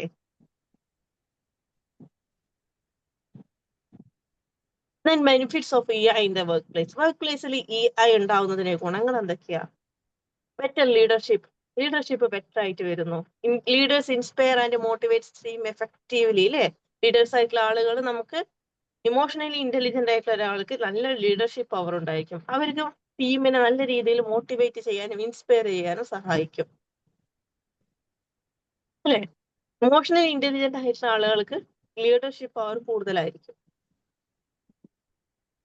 അവർക്ക് അവരുടെ ടീമിനെ നല്ല രീതിയിൽ മുന്നോട്ടേക്ക് കൊണ്ടുവരാൻ ഹെൽപ്പ് ചെയ്യാൻ പറ്റും. അവർക്ക് ഇൻസ്പയർ ചെയ്യാൻ പറ്റും, മോട്ടിവേറ്റ് ചെയ്യാൻ പറ്റും. മോട്ടിവേഷൻ എന്ന് പറയുന്നത് അത്ര എളുപ്പമല്ല. നമ്മൾ സെൽഫ് മോട്ടിവേറ്റഡ് ആണെങ്കിൽ മാത്രമേ നമുക്ക് മറ്റൊരാളെ മോട്ടിവേറ്റ് ചെയ്യാൻ പറ്റുള്ളൂ.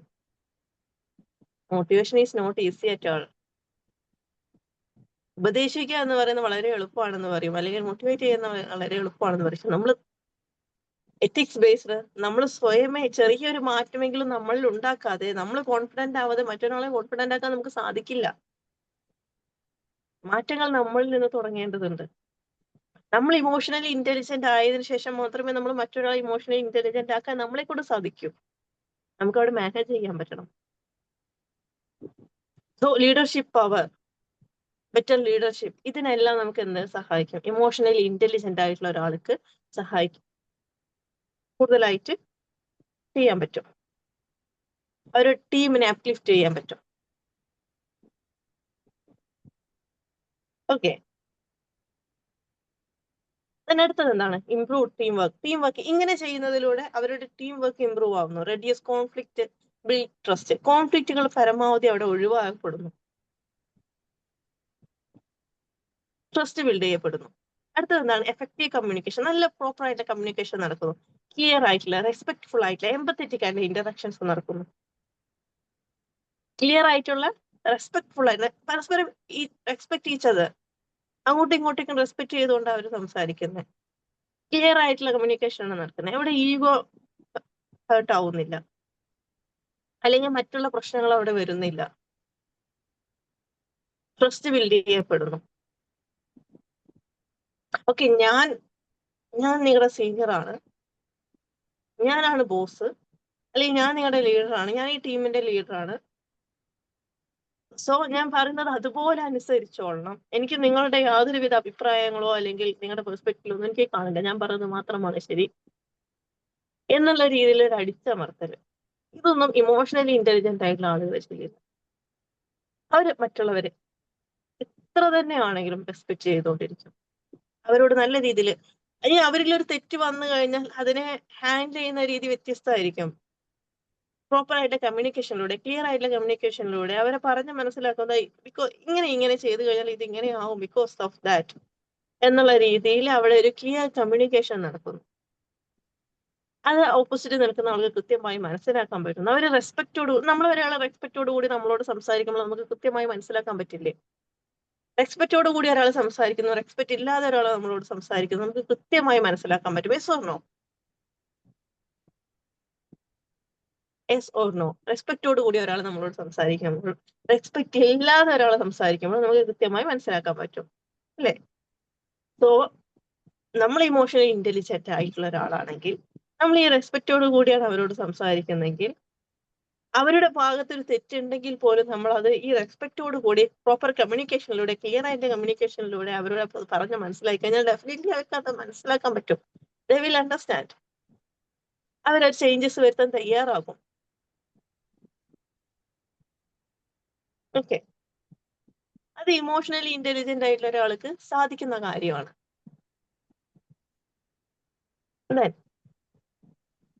നെക്സ്റ്റ് എന്താണ്? Higher productivity. Employees manage stress and focus better. ഈ വർക്ക് പ്ലേസിൽ ഉണ്ടാവുന്ന മറ്റൊരു പ്രശ്നമാണ് എംപ്ലോയീസിന് ഉണ്ടാവുന്ന സ്ട്രെസ്. ഇത് വർക്കിനെ ബാധിക്കും. അവരുടെ ആ എംപ്ലോയീസിന്റെ കരിയറിനെ മാത്രമല്ല, ഓവറോൾ എന്താണ്, ആ ഒരു കമ്പനിയുടെ പ്രൊഡക്ടിവിറ്റിയെ ബാധിക്കും. കമ്പനിയുടെ ടോട്ടൽ വർക്കിനെ ബാധിക്കും. ഒരാള് തളർന്നു പോയി കഴിഞ്ഞാൽ അവിടെ ബുദ്ധിമുട്ടല്ലേ, അല്ലേ? എല്ലാവരും ഈക്വലി ഒരുപോലെ ചെയ്യുമ്പോഴല്ലേ അത് എഫക്റ്റീവ് ആയിട്ട് വരിക. അതിൽ 1-2 പേര് തളർന്നു പോയി കഴിഞ്ഞാൽ ഭയങ്കരമായിട്ട് അതിനെ ബാധിക്കും. അപ്പൊ അതുകൊണ്ട് ഈ എംപ്ലോയീസിൽ ഉണ്ടാകുന്ന സ്ട്രെസ് എന്ന് പറയുന്ന കാര്യം നമുക്ക് മാനേജ് ചെയ്ത് കൊടുത്തിട്ടില്ലെങ്കിൽ, അതിൽ സ്ട്രെസ്ഫുൾ ആയിട്ടുള്ള ഒരു അവസ്ഥയിലൂടെയാണ് നമ്മുടെ എംപ്ലോയീസ് പോകുന്നത് എങ്കിൽ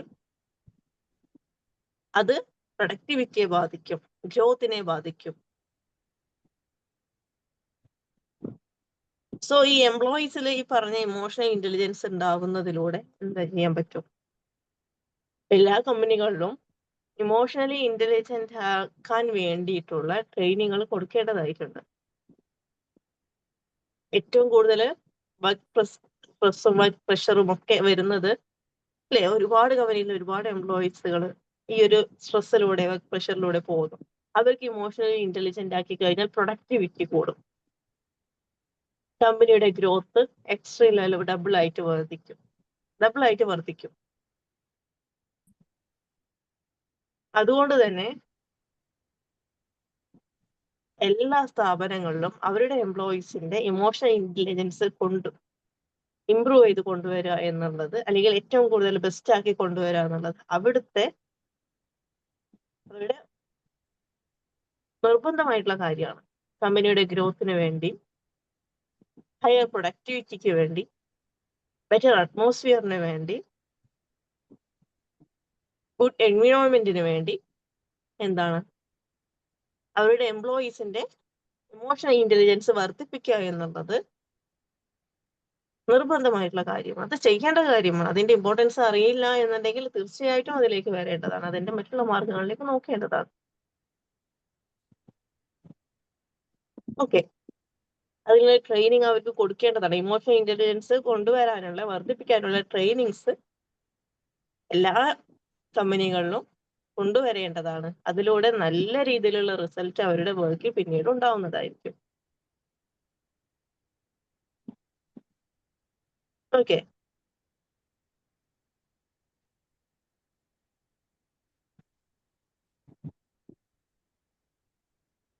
അടുത്തത് എന്താണ്? Conflict resolution. Turning disagreements into positive outcomes. പരസ്പരമുള്ള ഡിസ്അഗ്രിമെന്റ്സ് മാറിയിട്ട്, ഇല്ലേ, പരസ്പരം അങ്ങോട്ടും ഇങ്ങോട്ടും ഡിസ്അഗ്രിമെന്റ്സ് ഉണ്ടാവുന്നു, അതിനെ മാറ്റിയിട്ട് എന്താണ് പോസിറ്റീവായിട്ട് എടുക്കുന്നു. പോസിറ്റീവായിട്ടുള്ള ഔട്ട്കംസ്, കോൺഫ്ലിക്റ്റുകൾ മാക്സിമം ഇല്ലാതാക്കപ്പെടുന്നു. എല്ലാത്തിനെയും പോസിറ്റീവ് ആക്കി എടുക്കുന്നു. അക്സെപ്റ്റ് ഇറ്റ്സ് ഓക്കെ എന്നുള്ളൊരു കാര്യം, എല്ലാത്തിനെയും ഇറ്റ്സ് ഓക്കെ അക്സെപ്റ്റ് ചെയ്യാൻ പറ്റുന്നു. കോൺഫ്ലിക്റ്റുകൾ ഇല്ലാതെ ഗുഡ് കമ്മ്യൂണിക്കേഷനിലൂടെ, ക്ലിയർ കമ്മ്യൂണിക്കേഷനിലൂടെ കാര്യങ്ങളെ കൈകാര്യം ചെയ്യാൻ, സംസാരിച്ച് ക്ലിയർ ആക്കാൻ സാധിക്കുന്നു. അങ്ങോട്ടും ഇങ്ങോട്ടുമുള്ള സ്ട്രെസ്ഫുൾ ആയിട്ടുള്ള മൊമെന്റ്സ് മാക്സിമം ഒഴിവാക്കപ്പെടുന്നു, കോൺഫ്ലിക്റ്റുകൾ ഒഴിവാക്കപ്പെടുന്നു. അടുത്തത് വരുന്നത് how to develop EI at work place. Work പ്ലേസിൽ നമുക്ക് എങ്ങനെ EIനെ, ഇമോഷണൽ ഇന്റലിജൻസിനെ ഡെവലപ്പ് ചെയ്യാൻ പറ്റും?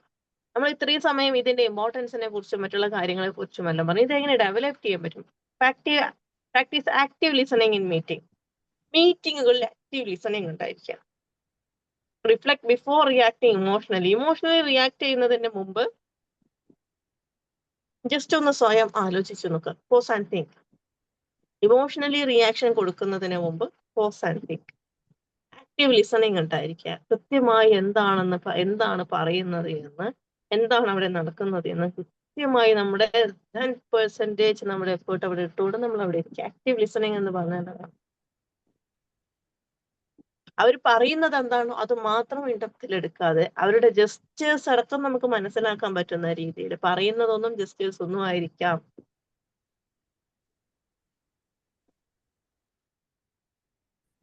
അതിലൂടെ നമുക്ക് മനസ്സിലാക്കാൻ പറ്റും, അതുപോലും മനസ്സിലാക്കാൻ പറ്റുന്ന രീതിയിൽ ആക്റ്റീവ് ആയിട്ടുള്ള ലിസണിങ് ഒരാൾക്ക് കൊടുക്കുക, മീറ്റിംഗ്സിൽ കൊടുക്കുക എന്നുള്ളതാണ്. നല്ല രീതിയിൽ ഇംപ്രൂവ്മെന്റ് ഉണ്ടാവും. ഇങ്ങനെ നമുക്ക് ഇമോഷണൽ ഇന്റലിജൻസിനെ നമുക്ക് എന്ത് ചെയ്യാൻ പറ്റും? ഡെവലപ്പ് ചെയ്യാൻ പറ്റും. ആക്റ്റീവ് ലിസണിങ്ങിലൂടെ നമുക്ക് കൃത്യമായി മനസ്സിലാക്കാൻ പറ്റും. നമ്മൾ കൃത്യമായി ഫോക്കസ് കൊടുത്തുകൊണ്ടിരിക്കുകയാണ്. ഓക്കെ, റിയാക്ട് ചെയ്യുന്നതിന് മുമ്പ് റിഫ്ലക്ട് ചെയ്യുക. Manage stress with mindfulness or short breaks. ചെറിയ ചെറിയ ബ്രേക്സ് എടുക്കുക, മൈൻഡ്ഫുൾനെസ് പ്രാക്ടീസ് ചെയ്യുക. ഇതിലൂടെ സ്ട്രെസ് മാനേജ് ചെയ്യുക.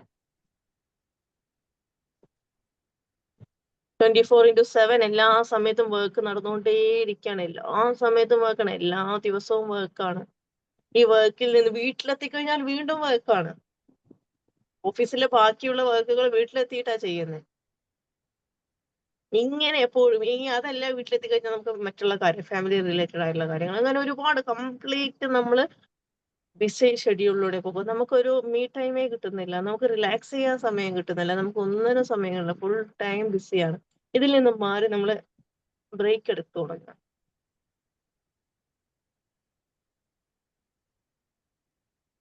ചില കമ്പനികൾ കൊടുക്കാറുണ്ട് അങ്ങനെ, അല്ലേ?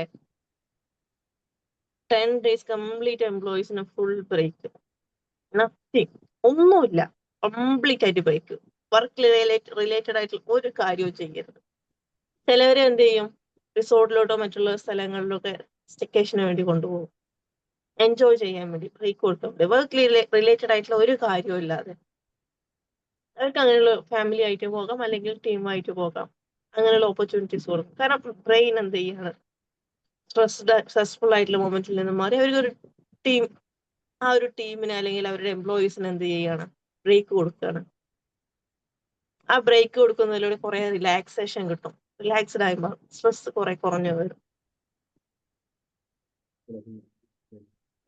പ്രത്യേകിച്ച് ലേഡീസിനൊക്കെ ആണെങ്കിൽ അവര് സ്പെഷ്യലി ഓഫീസിൽ പോകുന്നതിന് മുമ്പ് വീട്ടിൽ ഒരുപാട് കാര്യങ്ങൾ ചെയ്ത്, കുട്ടികളെ മാനേജ് ചെയ്ത്, ഹസ്ബൻഡിനെ വീട്ടിലെ കാര്യങ്ങൾ മാനേജ് ചെയ്ത്, എല്ലാം ചെയ്തിട്ടായിരിക്കും ഓഫീസിലോട്ട് പോകുന്നത്. തിരിച്ചു വന്നു കഴിഞ്ഞാൽ അതിനേക്കാൾ പണികൾ വീട്ടിലുണ്ടാവും. എല്ലാം ഒരുപോലെ മാനേജ് ചെയ്ത് പോവുക എന്ന് പറയുന്നത് ഭയങ്കരമായിട്ടുള്ള ബുദ്ധിമുട്ടുള്ള കാര്യമാണ്. എക്സ്ട്രാ ലെവൽ വർക്ക് പ്രഷർ അവിടെ വരുന്നുണ്ട്. ജെൻസിനെ സംബന്ധിച്ചിടത്തോളം ആണെങ്കിലും അങ്ങനെ തന്നെയാണ്. ഒരുപാട് കാര്യങ്ങൾ ഫാമിലിയെ ഇതെല്ലാം ബാലൻസ് ചെയ്ത് കൊണ്ടുപോകാൻ പറ്റുന്നില്ല. നല്ല രീതിയിൽ എല്ലായിടത്തും നല്ല രീതിയിൽ നമ്മുടെ പ്രസൻസ് ആവശ്യമുള്ള സമയത്ത്, നമുക്ക് ഓവർ വർക്ക് വരുന്ന സമയത്ത് മാനേജ് ചെയ്ത് കൊണ്ടുപോകുക എന്ന് പറയുന്നത് വളരെ ബുദ്ധിമുട്ടുള്ള കാര്യമാണ്. മേ ബി ഉറക്കത്തെ സാക്രിഫൈസ് ചെയ്യേണ്ടി വരുന്നതായിട്ട് വരുന്നുണ്ട്. കൃത്യസമയത്ത് ഭക്ഷണം കഴിക്കാൻ പറ്റാറില്ല. നമുക്ക് ഒരുപാട് കാര്യങ്ങൾ വിട്ടുവീഴ്ച ചെയ്യേണ്ടി വരും. ഒരുപാട് സെലിബ്രേഷൻസുകളിൽ പങ്കെടുക്കാൻ പറ്റാറില്ല. ഫാമിലി ഗാദറിങ്ങിൽ ഇത് കാരണം പങ്കെടുക്കാൻ പറ്റാറില്ല. ഇതെല്ലാം നമുക്ക് സ്ട്രെസ്സായി മാറണം. ഓക്കെ, നമ്മൾ എല്ലാവരും അവിടെ എൻജോയ് ചെയ്യുന്നു, ഞാൻ വർക്ക് റിലേറ്റഡ് ആയിട്ട് എനിക്ക് ഇങ്ങോട്ടേക്ക് വരേണ്ടി വരുന്നു, ഇതൊരു സ്ട്രെസ്സായിട്ട് മാറുകയാണ്. പക്ഷെ വേറൊരു കാര്യമുണ്ട്, ഇഷ്ടപ്പെട്ട് ചെയ്തു കഴിഞ്ഞാൽ കഷ്ടപ്പെടേണ്ടി വരില്ല. നമ്മൾ എന്തൊരു കാര്യം ചെയ്യുമ്പോൾ വളരെ ഇഷ്ടത്തോടു കൂടി അതിനെ മനസ്സിലാക്കി അക്സെപ്റ്റ് ചെയ്ത് അണ്ടർസ്റ്റാൻഡ് ചെയ്ത് കഴിഞ്ഞാൽ വലിയ രീതിയിലുള്ള കഷ്ടപ്പാട് അവിടെ വരില്ല. എന്നിരുന്നാലും സ്ട്രെസ് മാനേജ് ചെയ്ത് കഴിഞ്ഞാൽ കുറച്ചുകൂടി ഈസി ആയിരിക്കും. അതിനുവേണ്ടി നമുക്ക് എന്ത് ചെയ്യാൻ പറ്റും? എപ്പോഴും നമുക്ക് ഈ പറഞ്ഞ പോലെ എല്ലാം ഓക്കെ ആയിക്കൊള്ളുന്നില്ല. അപ്പൊ അങ്ങനെയുള്ള സാഹചര്യങ്ങളിൽ സ്ട്രെസ്സിനെ മാനേജ് ചെയ്യാൻ പറ്റണം. മൈൻഡ്ഫുൾനെസ് പ്രാക്ടീസ് ചെയ്യാൻ പറ്റണം.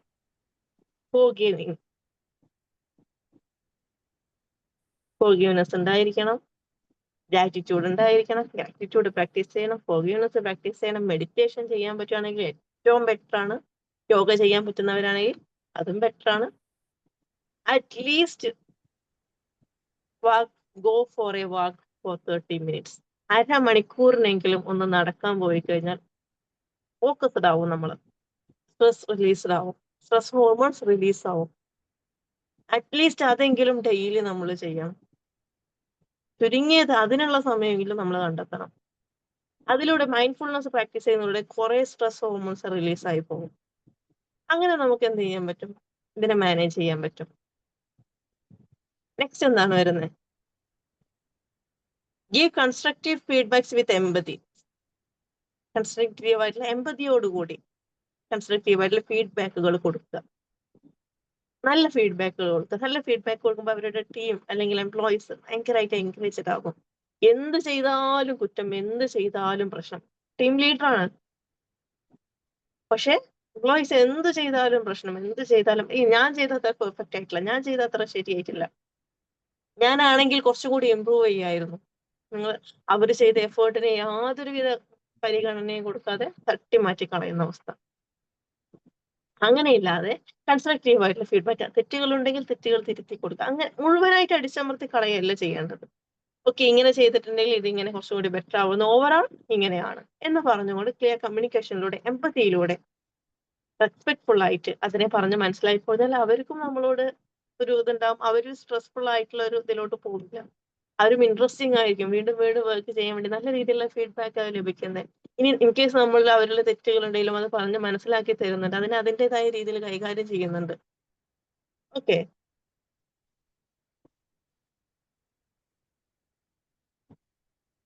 So then recognise and appreciate team effort.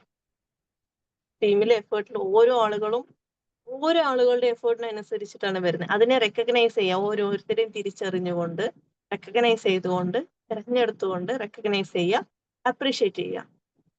അത് ഭയങ്കരമായിട്ടുള്ള എഫേർട്ട്, എഫക്റ്റീവായിട്ട് അങ്ങനെ ചെയ്യുന്നതിൽ. പരസ്പരം അങ്ങോട്ടും ഇങ്ങോട്ടും ഞാൻ മാത്രം ചെയ്തതാണ് ശരിയെന്ന് മാറ്റി വെച്ചുകൊണ്ട് ഞാനില്ലെങ്കിൽ കാണായിരുന്നു, ഇങ്ങനെയുള്ള ഇതിനെയുള്ള മാറ്റിക്കൊണ്ട് അവരത് ചെയ്തത് കുറച്ചുകൂടി ബെറ്റർ ആയി, അതുകൊണ്ട് കുറച്ചും കൂടി ഹെൽപ്ഫുൾ ആയി എന്നുള്ള രീതിയിൽ അത് റെക്കഗ്നൈസ് ചെയ്തുകൊണ്ട് എന്ത് ചെയ്യുക? അപ്രീഷിയേറ്റ് ചെയ്യുക. അതൊരു ഹെൽത്തി റിലേഷൻഷിപ്പ് ബിൽഡ് ചെയ്യാൻ, ഒരു ഹെൽത്തി എൻവയോൺമെന്റ് ബിൽഡ് ചെയ്യാൻ ഹെൽപ്ഫുൾ ആയിരിക്കും. ഓക്കെ, ദെൻ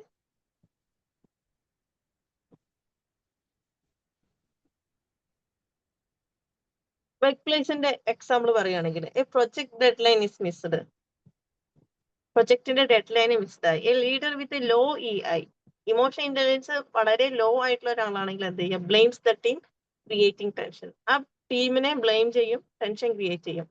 അതേസമയം a leader with high emotionally intelligence discuss the challenges calmly. ആ ഒരു ചലഞ്ചസിന് അപ്പൊ വന്ന സിറ്റുവേഷൻ ഡെഡ് ലൈൻ മിസ്ഡായി എന്നുള്ള അതിന് ഇനിയുള്ള മുന്നോട്ടുള്ള ചലഞ്ചസിനെ കാമായിട്ട് ഡിസ്കസ് ചെയ്യും. Listen to the team concerns. ടീമിന്റെ concerns, what is the reason? ഒരു കാരണവും ഇല്ലാതെ എന്തോ ഇല്ല, ആ ഒരു ഡെഡ് ലൈൻ മിസ്സാവില്ല, എന്താണ് അവിടെ സംഭവിച്ചത്, അത് കൃത്യമായി ഡിസ്കസ് ചെയ്യും. ടീമിന്റെ കൺസേൺസ്, ടീം കൺസേൺഡ് ആയിരിക്കും, അതിനെ കൃത്യമായി കേൾക്കും. And find the solution. ഇതിനൊരു സൊല്യൂഷൻ വേണമല്ലോ. അവിടെ ടീമിനെ ബ്ലെയിം ചെയ്തത് കൊണ്ടോ ടെൻഷൻ ക്രിയേറ്റ് ചെയ്തത് കൊണ്ടോ ആ ഒരു സിറ്റുവേഷൻ വേഴ്സ് ആവുക എന്നല്ലാണ്ട് അവിടെ യാതൊരുവിധ ഗുണവും ഉണ്ടാവാൻ പോകുന്നില്ല. അതേസമയം ഇമോഷണലി ഇന്റലിജന്റ് ആയിട്ടുള്ള ലീഡർ ആണെങ്കിൽ ഇങ്ങനെയൊക്കെ ആവും ചെയ്യാം. സൊല്യൂഷൻ കണ്ടുപിടിക്കും, ബിൽഡിംഗ് ട്രസ്റ്റ് ആൻഡ് മോട്ടിവേഷൻ. അവരെ മോട്ടിവേറ്റ് ചെയ്യും, കാമായിട്ട് ആ ഒരു സിറ്റുവേഷനെ ഹാൻഡിൽ ചെയ്യും. അതേസമയം നമ്മൾ കുറെ ബഹളം ഉണ്ടാക്കി, പ്രശ്നം ഉണ്ടാക്കി, ആ ഒരു ടീമിന് കുറെ ടെൻഷൻ കൊടുത്ത് അവരെ ബ്ലെയിം ചെയ്തത് കൊണ്ട് നമുക്ക് ഡെഡ് ലൈൻ മിസ്സായി പോയ ഡെഡ് ലൈൻ തിരിച്ചു കിട്ടുമോ? ഇല്ല. ഇനി നമുക്ക് പെട്ടെന്ന് തന്നെ വേറെ എന്തെങ്കിലും ചെയ്യണമെന്നുണ്ടെങ്കിൽ ടെൻഷൻ ക്രിയേറ്റ് ചെയ്ത് ചെയ്യുന്നതിനേക്കാൾ എഫക്റ്റീവ് ആയിട്ട് വരെ കുറച്ചും കൂടി മോട്ടിവേറ്റ് ചെയ്ത് കാം ചെയ്ത് അവരെ മനസ്സിലാക്കിക്കൊണ്ട് ചെയ്യിക്കുന്നതല്ലേ. ടെൻഷൻ ക്രിയേറ്റ് ചെയ്ത് ചെയ്യുന്ന എല്ലാ കാര്യവും ഫ്ലോപ്പ് ആയിരിക്കും. അത്ര പെർഫെക്റ്റ് ആയിരിക്കില്ല അല്ലേ? നല്ലതായിരിക്കില്ല. അപ്പൊ ഇങ്ങനെ എന്താണ് ഒരുപാട് കാര്യങ്ങളിൽ ഇംപ്രവൈസ് ചെയ്ത് കൊണ്ടുവരാൻ, ഒരു നല്ല ടീം കൊണ്ടുവരാൻ, ഹയർ പ്രൊഡക്ടിവിറ്റി ഉണ്ടാവാൻ, ഗ്രോത്ത് ഉണ്ടാവാൻ, നമ്മുടെ സ്വന്തം കരിയർ ഡെവലപ്പ് ചെയ്യാൻ, ബിൽഡ് ചെയ്യാൻ, നമ്മുടെ ആഗ്രഹങ്ങളെ സഫലീകരിക്കാൻ, അച്ചീവ് ചെയ്യാൻ, ഇതിനെല്ലാം നമ്മുടെ സ്ട്രെസ്, ഇനി നമ്മളാണ് എംപ്ലോയി, നമ്മുടെ സ്ട്രെസ് മാനേജ് ചെയ്യാൻ, ഓക്കെ, ഇതിനെല്ലാം ഇമോഷണലി നമ്മൾ ഇന്റലിജന്റ് ആണെങ്കിൽ വളരെ ഈസി ആയിട്ട് കൈകാര്യം ചെയ്യാൻ പറ്റും. അതാണ് emotional intelligence in workplace എന്നുള്ള കാര്യം കൊണ്ട്. ഇമോഷണലി ഇന്റലിജന്റ് ആയി കഴിഞ്ഞാൽ എല്ലാ സിറ്റുവേഷനെയും നമുക്ക് കുറച്ചുകൂടി ഈസി ആയിട്ട് കൈകാര്യം ചെയ്യാം. എപ്പോഴും മറ്റുള്ളവരെ ഡിപ്പെൻഡ് ചെയ്യുന്നതിന് പകരം നമുക്ക് തന്നെ ഈസി ആയിട്ട് കൈകാര്യം ചെയ്യാം. ലൈഫ് കുറച്ചും കൂടി ഈസി ആയിരിക്കും. ലൈഫ് ഇസ് ടഫ് എന്ന് പറയുന്നതിന് പകരം ലൈഫ് ഈസ് ഈസി എന്ന് കൂളായിട്ട് പറയാൻ പറ്റും. ഇതിനെല്ലാം എന്താണ് ആവശ്യമുള്ളത്? ഇമോഷണൽ ഇന്റലിജൻസ് എന്നുള്ളൊരു കാര്യം തന്നെയാണ് ആവശ്യമുള്ളത്. കഴിഞ്ഞു പോയിട്ടുള്ള ഓരോ കാര്യങ്ങളെയും പറ്റി ആലോചിച്ചിരിക്കാതെ ഇനി മുന്നോട്ടേക്ക്, എനിക്ക് മുമ്പ് ഇങ്ങനെയൊക്കെ സംഭവിച്ചു, ഇറ്റ്സ് ഓക്കെ, ഇനി മുന്നോട്ടേക്ക് നമുക്കിവിടെ അവൈലബിൾ ആണല്ലോ, നമ്മളത് ചൂസ് ചെയ്താൽ മതിയല്ലോ. മുന്നോട്ടേക്ക് എന്താ ചെയ്യാൻ പറ്റുക, നമ്മുടെ ഇമോഷണൽ ഇന്റലിജൻസ് എങ്ങനെ വർദ്ധിപ്പിക്കാൻ പറ്റും, നമുക്കത് എങ്ങനെ നമ്മുടെ ലൈഫിൽ കൊണ്ടുവരാൻ പറ്റും, നമ്മുടെ വർക്ക് പ്ലേസിലാണെങ്കിലും ഫാമിലി ലൈഫിലാണെങ്കിലും റിലേഷൻഷിപ്പിലാണെങ്കിലും സൊസൈറ്റിയിലാണെങ്കിലും എവിടെയാണെങ്കിലും ഇമോഷണലി ഇന്റലിജന്റ് ആയിട്ടുള്ള ഒരാളെ സംബന്ധിച്ചോളം കുറച്ച് ഈസിയാണ് കാര്യങ്ങൾ. അവർക്ക് ഇതെല്ലാം മാനേജ് ചെയ്യാൻ പറ്റും. സോ നമ്മളും അങ്ങനെ ആയിക്കഴിഞ്ഞാൽ നമ്മുടെ ലൈഫും കുറച്ച് ഈസി ആയിരിക്കില്ലേ? ഇതിനെല്ലാം ബേസ് ചെയ്തുകൊണ്ടാണ് തീർച്ചയായിട്ടും ഇമോഷണൽ ഇന്റലിജൻസ് ഫോർ അഡൾട്ട്സ് എന്നുള്ള രീതിയിൽ, mastering emotional intelligence for adults എന്നുള്ള രീതിയിൽ ഒരു വർക്ക്ഷോപ്പ് ക്രിയേറ്റ് ചെയ്യാൻ നിൽക്കുന്നത്. വളരെ സൂണായിട്ട് എന്ത് ചെയ്യും, ആ ഒരു കോഴ്സ് എന്ത് ചെയ്യും, നമ്മൾ ലോഞ്ച് ചെയ്യുന്നതായിരിക്കും. അതിന്റെ മുമ്പായിട്ട് ഈ ഇമോഷണൽ ഇന്റലിജൻസ് ബേസ് ചെയ്തിട്ടുള്ള ഒരു വെബിനാറുകൾ ഇനിയും വരാനുണ്ട്. തീർച്ചയായിട്ടും എല്ലാവരും ജോയിൻ ചെയ്യുക. അതുപോലെ തന്നെ ഞാൻ പറഞ്ഞല്ലോ, കുട്ടികളിലുള്ള emotional intelligence workshop, master emotional intelligence for childrens നടത്തിയിട്ടുണ്ടായിരുന്നു. പക്ഷെ എഫക്റ്റീവ് ആയിട്ടുള്ള ഫീഡ്ബാക്ക് ആയിരുന്നു വെച്ചിട്ടുണ്ടായിരുന്നത്. നല്ല എഫക്റ്റീവ് ആയിട്ടുള്ള കാര്യങ്ങൾ അവിടെ സംഭവിച്ചിട്ടുണ്ടായിരുന്നു. 10 to 18 ഇയേഴ്സ് ഓൾഡിൽ വരുന്ന, അഡോളസന്റ് ഏജിൽ കൂടുതലായിട്ട് വരുന്ന കുട്ടികളായിരുന്നു ഉണ്ടായിരുന്നത്. കുട്ടികളെ പോലെ തന്നെ വലിയവരിലും ഇതെല്ലാം ആവശ്യമാണ് അല്ലേ? നമുക്ക് നമ്മുടെ കുട്ടിക്കാലത്ത് ഇതൊന്നും ലഭിച്ചിട്ടില്ല എന്നുണ്ടെങ്കിൽ നമുക്ക് ഇപ്പോൾ അവൈലബിൾ ആണല്ലോ, നമുക്ക് ചൂസ് ചെയ്താൽ മതിയല്ലോ. നമ്മൾ ചൂസ് ചെയ്യുന്നതിലൂടെ നമ്മുടെ ലൈഫ് ട്രാൻസ്ഫോം ചെയ്യാൻ നമ്മളാണ് ചൂസ് ചെയ്യേണ്ടത്. പീസ് വേണം, ഹാപ്പിനെസ് വേണം, പ്രഷർ വേണം, ആരും നമുക്ക് കൊണ്ടുവന്ന് തരില്ല, നമ്മൾ എടുക്കണം, നമ്മൾ ചൂസ് ചെയ്തെടുക്കണം. പീസ് വേണോ നമ്മൾ ഉണ്ടാക്കണം, ഹാപ്പിനെസ് വേണോ നമ്മൾ ക്രിയേറ്റ് ചെയ്യണം, പ്രഷർ വേണോ നമ്മൾ ക്രിയേറ്റ് ചെയ്യണം. ഇതോ ആരും ഒന്നും എവിടെയും പ്രൊവൈഡ് ചെയ്യില്ല. കുട്ടികളെ സംബന്ധിച്ചോളം നമ്മൾ പാരന്റ്സ് ആയിട്ടുള്ള ആളുകൾ, വലിയ ആളുകൾ, അവർക്ക് വേണ്ട കാര്യങ്ങളെല്ലാം പ്രൊവൈഡ് ചെയ്യും. നമ്മൾ അഡൾട്ട്സ് ആയിട്ടുണ്ട്, നമുക്ക് വേണ്ട കാര്യങ്ങൾ നമ്മൾ തന്നെ ചെയ്യണം, നമ്മൾ തന്നെ പ്രൊവൈഡ് ചെയ്യണം, നമ്മൾ ചൂസ് ചെയ്യണം. പക്ഷേ ലൈഫ് ട്രാൻസ്ഫോർമേഷൻ എന്ന് പറയുന്നത് വളരെ വലുതായിരിക്കും. വലിയ രീതിയിലുള്ള ട്രാൻസ്ഫോർമേഷൻ നമ്മളിൽ ഉണ്ടായിരിക്കും. ബിഫോർ ആൻഡ് ആഫ്റ്റർ എന്ന് വളരെ കൃത്യമായി നമുക്ക് പറയാൻ പറ്റും അല്ലെ? Before and after.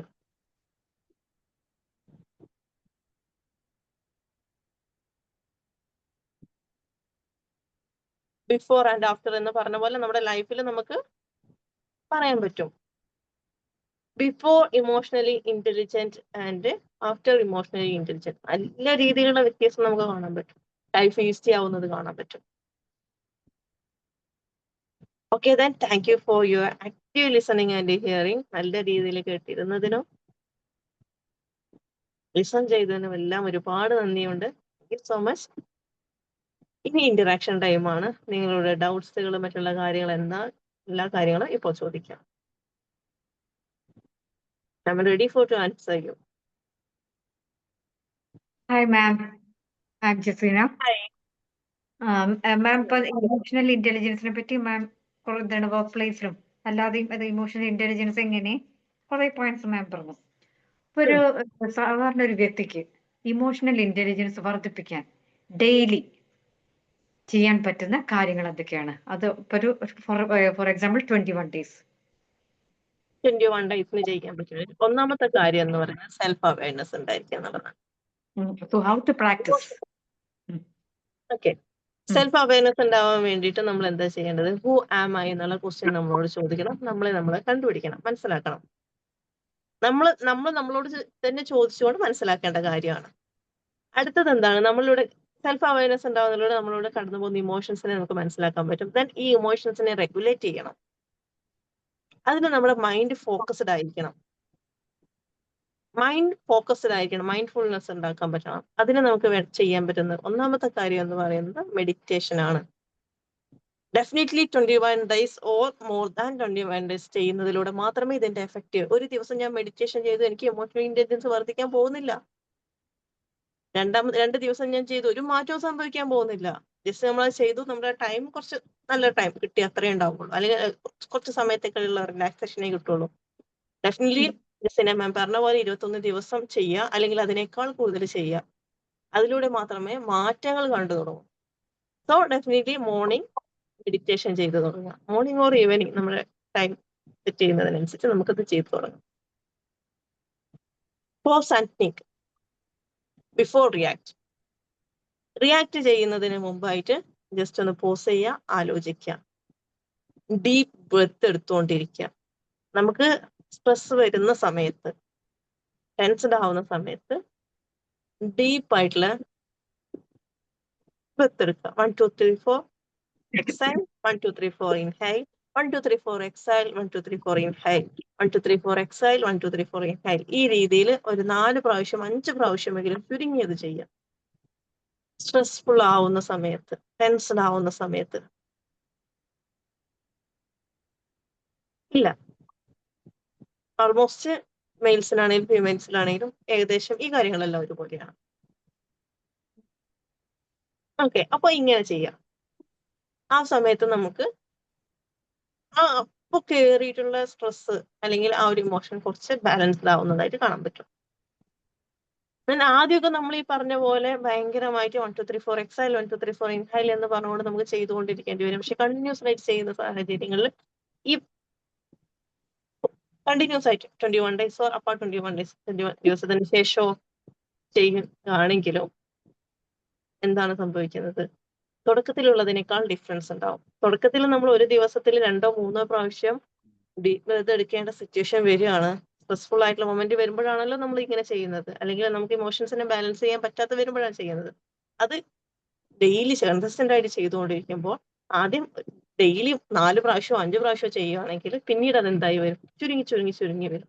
ദിവസത്തിൽ ഒരു പ്രാവശ്യം മാത്രമാകും. പിന്നീട് ആഴ്ചയിൽ ഒരു പ്രാവശ്യം ചെയ്യേണ്ട അവസ്ഥയിലോട്ട് വരും. കാരണം നമുക്കിത് ബാലൻസ് ചെയ്യാൻ പറ്റുന്നുണ്ട്. ഇത് ഇല്ലാതെ തന്നെ ബാലൻസ് ചെയ്യാൻ പറ്റുന്നുണ്ട് എന്നുള്ള അവസ്ഥയിലോട്ട് നമ്മൾ എത്തും. കൺസിസ്റ്റന്റ് ആയിട്ട് ചെയ്യണം. Consistency is important matter. ഇന്ന് ചെയ്തു, നാളെ ചെയ്തില്ല, പിറ്റത്തെ ദിവസം നമ്മൾ അടുത്ത ദിവസം ചെയ്തു, ഇങ്ങനെയല്ല. കൺസിസ്റ്റന്റ് ആയിട്ട് നമ്മൾ ഒരു കാര്യം ചെയ്തുകൊണ്ടിരുന്നാൽ മാത്രമേ നമുക്ക് റിസൾട്ട് കിട്ടൂ. ജസ്റ്റിന മാം പറഞ്ഞ പോലെ 21 days ഇങ്ങനെ ബ്രീത്തിങ് ടെക്നിക്ക് എടുക്കുന്നതിലൂടെ നമുക്കത് ചെയ്യാൻ പറ്റും. ടെക്നിക്സുകളാണ് ഞാൻ പറയുന്നത്. ഒരുപാട് കാര്യങ്ങൾ വരുന്നുണ്ട്. ഡീപ്പായിട്ട് ഒരുപാട് കാര്യങ്ങൾ ചെയ്യാനുണ്ട്, ഒരുപാട് മനസ്സിലാക്കാനുണ്ട്, ജേണൽ ചെയ്യാനുണ്ട്. ആൻഡ് ആൾസോ ജേണലിങ് ചെയ്യാം രാത്രി കിടക്കുന്നതിന് മുമ്പായിട്ട്. ജേണലിങ് എപ്പോഴും കിടക്കുന്നതിന് തൊട്ട് മുമ്പായിട്ട് വേണം ചെയ്യാൻ. അന്നത്തെ ദിവസം നടന്നു പോയിട്ടുള്ള എല്ലാ ഇമോഷൻസിനെയും നമ്മൾ ഡംപ് ചെയ്ത് കൊടുക്കുക. ഒരു പേപ്പറിലൂടെ ഡംപ് ചെയ്യുക. അത് നമ്മൾ പിന്നീട് വായിച്ച് നോക്കണം എന്ന് പോലും ഇല്ല. ചുരുട്ടി കളഞ്ഞെറിഞ്ഞാൽ പോലും ഒരു പ്രശ്നമുണ്ട്. പക്ഷെ നമ്മൾ നമ്മുടെ ഉള്ളിൽ നിന്നും ഇതിനെ ഡംപ് ചെയ്ത് കളയണം. നമ്മളിലൂടെ എന്തൊക്കെ കടന്നുപോയോ ഇതിനെല്ലാം നമ്മൾ എന്ത് ചെയ്യണം? പേപ്പറിലൂടെ ഡംപ് ചെയ്യണം. അങ്ങനെ കുറെ റിലാക്സ്ഡ് ആയി മാറും. ഫോർഗിവ്നെസ് പ്രാക്ടീസ് ചെയ്യുക, ഗ്രാറ്റിറ്റ്യൂഡ് പ്രാക്ടീസ് ചെയ്യുക. ഇതെല്ലാം ഇങ്ങനെയുള്ള കാര്യങ്ങളെല്ലാം 21 days ഓർ അതിനുശേഷമോ ചെയ്യുന്നതിലൂടെ നമുക്ക് ഇത് കുറെ ബാലൻസ് ചെയ്യാൻ പറ്റും. ഓക്കെ, ഓക്കെ ആണോ? ക്ലിയർ ആണോ? It's okay, ma'am. Thank you so much. Thank you. Any other questions? ഇതിപ്പോ ഞാൻ ചോദിച്ചത് മാം കാരണം ഇമോഷണൽ ഇന്റലിജൻസ് വളരെയധികം ഡിസ്കസ് ചെയ്യുന്ന ഒരു ടോപ്പിക് തന്നെയാണ്. അപ്പൊ അത് എല്ലാ വീട്ടിലും അത് പ്രാക്ടീസ് ചെയ്യേണ്ടതുമാണ്. പേഴ്സണൽ ലൈഫിലും പ്രൊഫഷണൽ ലൈഫിലും ഒക്കെ ഒത്തിരി നോട്ട് ഓൺലി ഞാൻ പറഞ്ഞല്ലോ, yes, not only work place or professionals, നമ്മുടെ പേഴ്സണൽ ലൈഫിലാണെങ്കിലും ഇമോഷണലി ഇന്റലിജന്റ് ആയി കഴിഞ്ഞാൽ it will be life is easy. Life easy ആയി, ലൈഫ് വിൽ ബി ഈസി. നമ്മൾ പറയും ലൈഫ് കുറച്ച് ബുദ്ധിമുട്ടാണ്, ഹൗസ് ലൈഫ് ഗോയിങ് എന്ന് പറയുന്നതിനേക്കാൾ ലൈഫ് ഈസ് ഈസി എന്ന് നമ്മൾ പറഞ്ഞു തുടങ്ങും. Okay ma'am, thank you. ഇനി ബാക്കിയുള്ളവർ ഓക്കെ, ഡെഫിനറ്റ്ലി ശരിയാവില്ല. Madam, I am Saji. Okay, hi. Let me ask a doubt. Daily mindful meditation, അതായത് ഇപ്പോൾ ബ്രീത്ത് വാച്ചിങ്, ഇതൊക്കെ വളരെ ഹെൽപ്ഫുള്ളാണ്. അപ്പോൾ ഈ മൈൻഡ്ഫുൾ മെഡിറ്റേഷന് പോസിറ്റീവ് ഇപ്പൊ സെൽഫ് അവയർനെസ് കൂട്ടുന്നതോടൊപ്പം തന്നെ നെഗറ്റീവ് എഫക്ട്സ് ഉണ്ടെന്ന് പറഞ്ഞു കേൾക്കുന്നു. എക്സാമ്പിൾ ഇപ്പൊ നമ്മുടെ മൈൻഡ് കൂടുതൽ സെൻസിറ്റീവ് ആവും, ഇത് ഔട്ടർ ഈ നെഗറ്റീവ് എവൻസിനോടൊക്കെ. അത് നമ്മൾ നെഗറ്റീവായിട്ട് ബാധിക്കുന്ന ഒരു സിറ്റുവേഷനും വരുന്നുണ്ട്. അത് നമുക്ക് ഇങ്ങനെ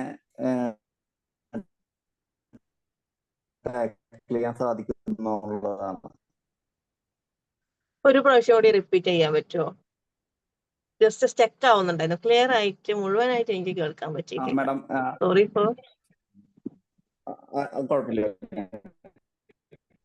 പറഞ്ഞോളൂ.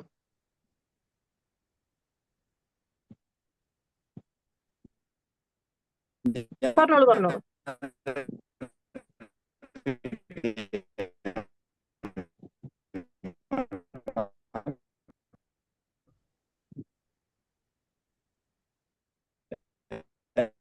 ഓക്കെ, ഈ ഒരു പ്രശ്നം വീണ്ടും ഉണ്ട്. ഒരു കാര്യം ചെയ്യാമോ, ചാറ്റ് ബോക്സിൽ ഒന്ന് type ചെയ്തിടാമോ?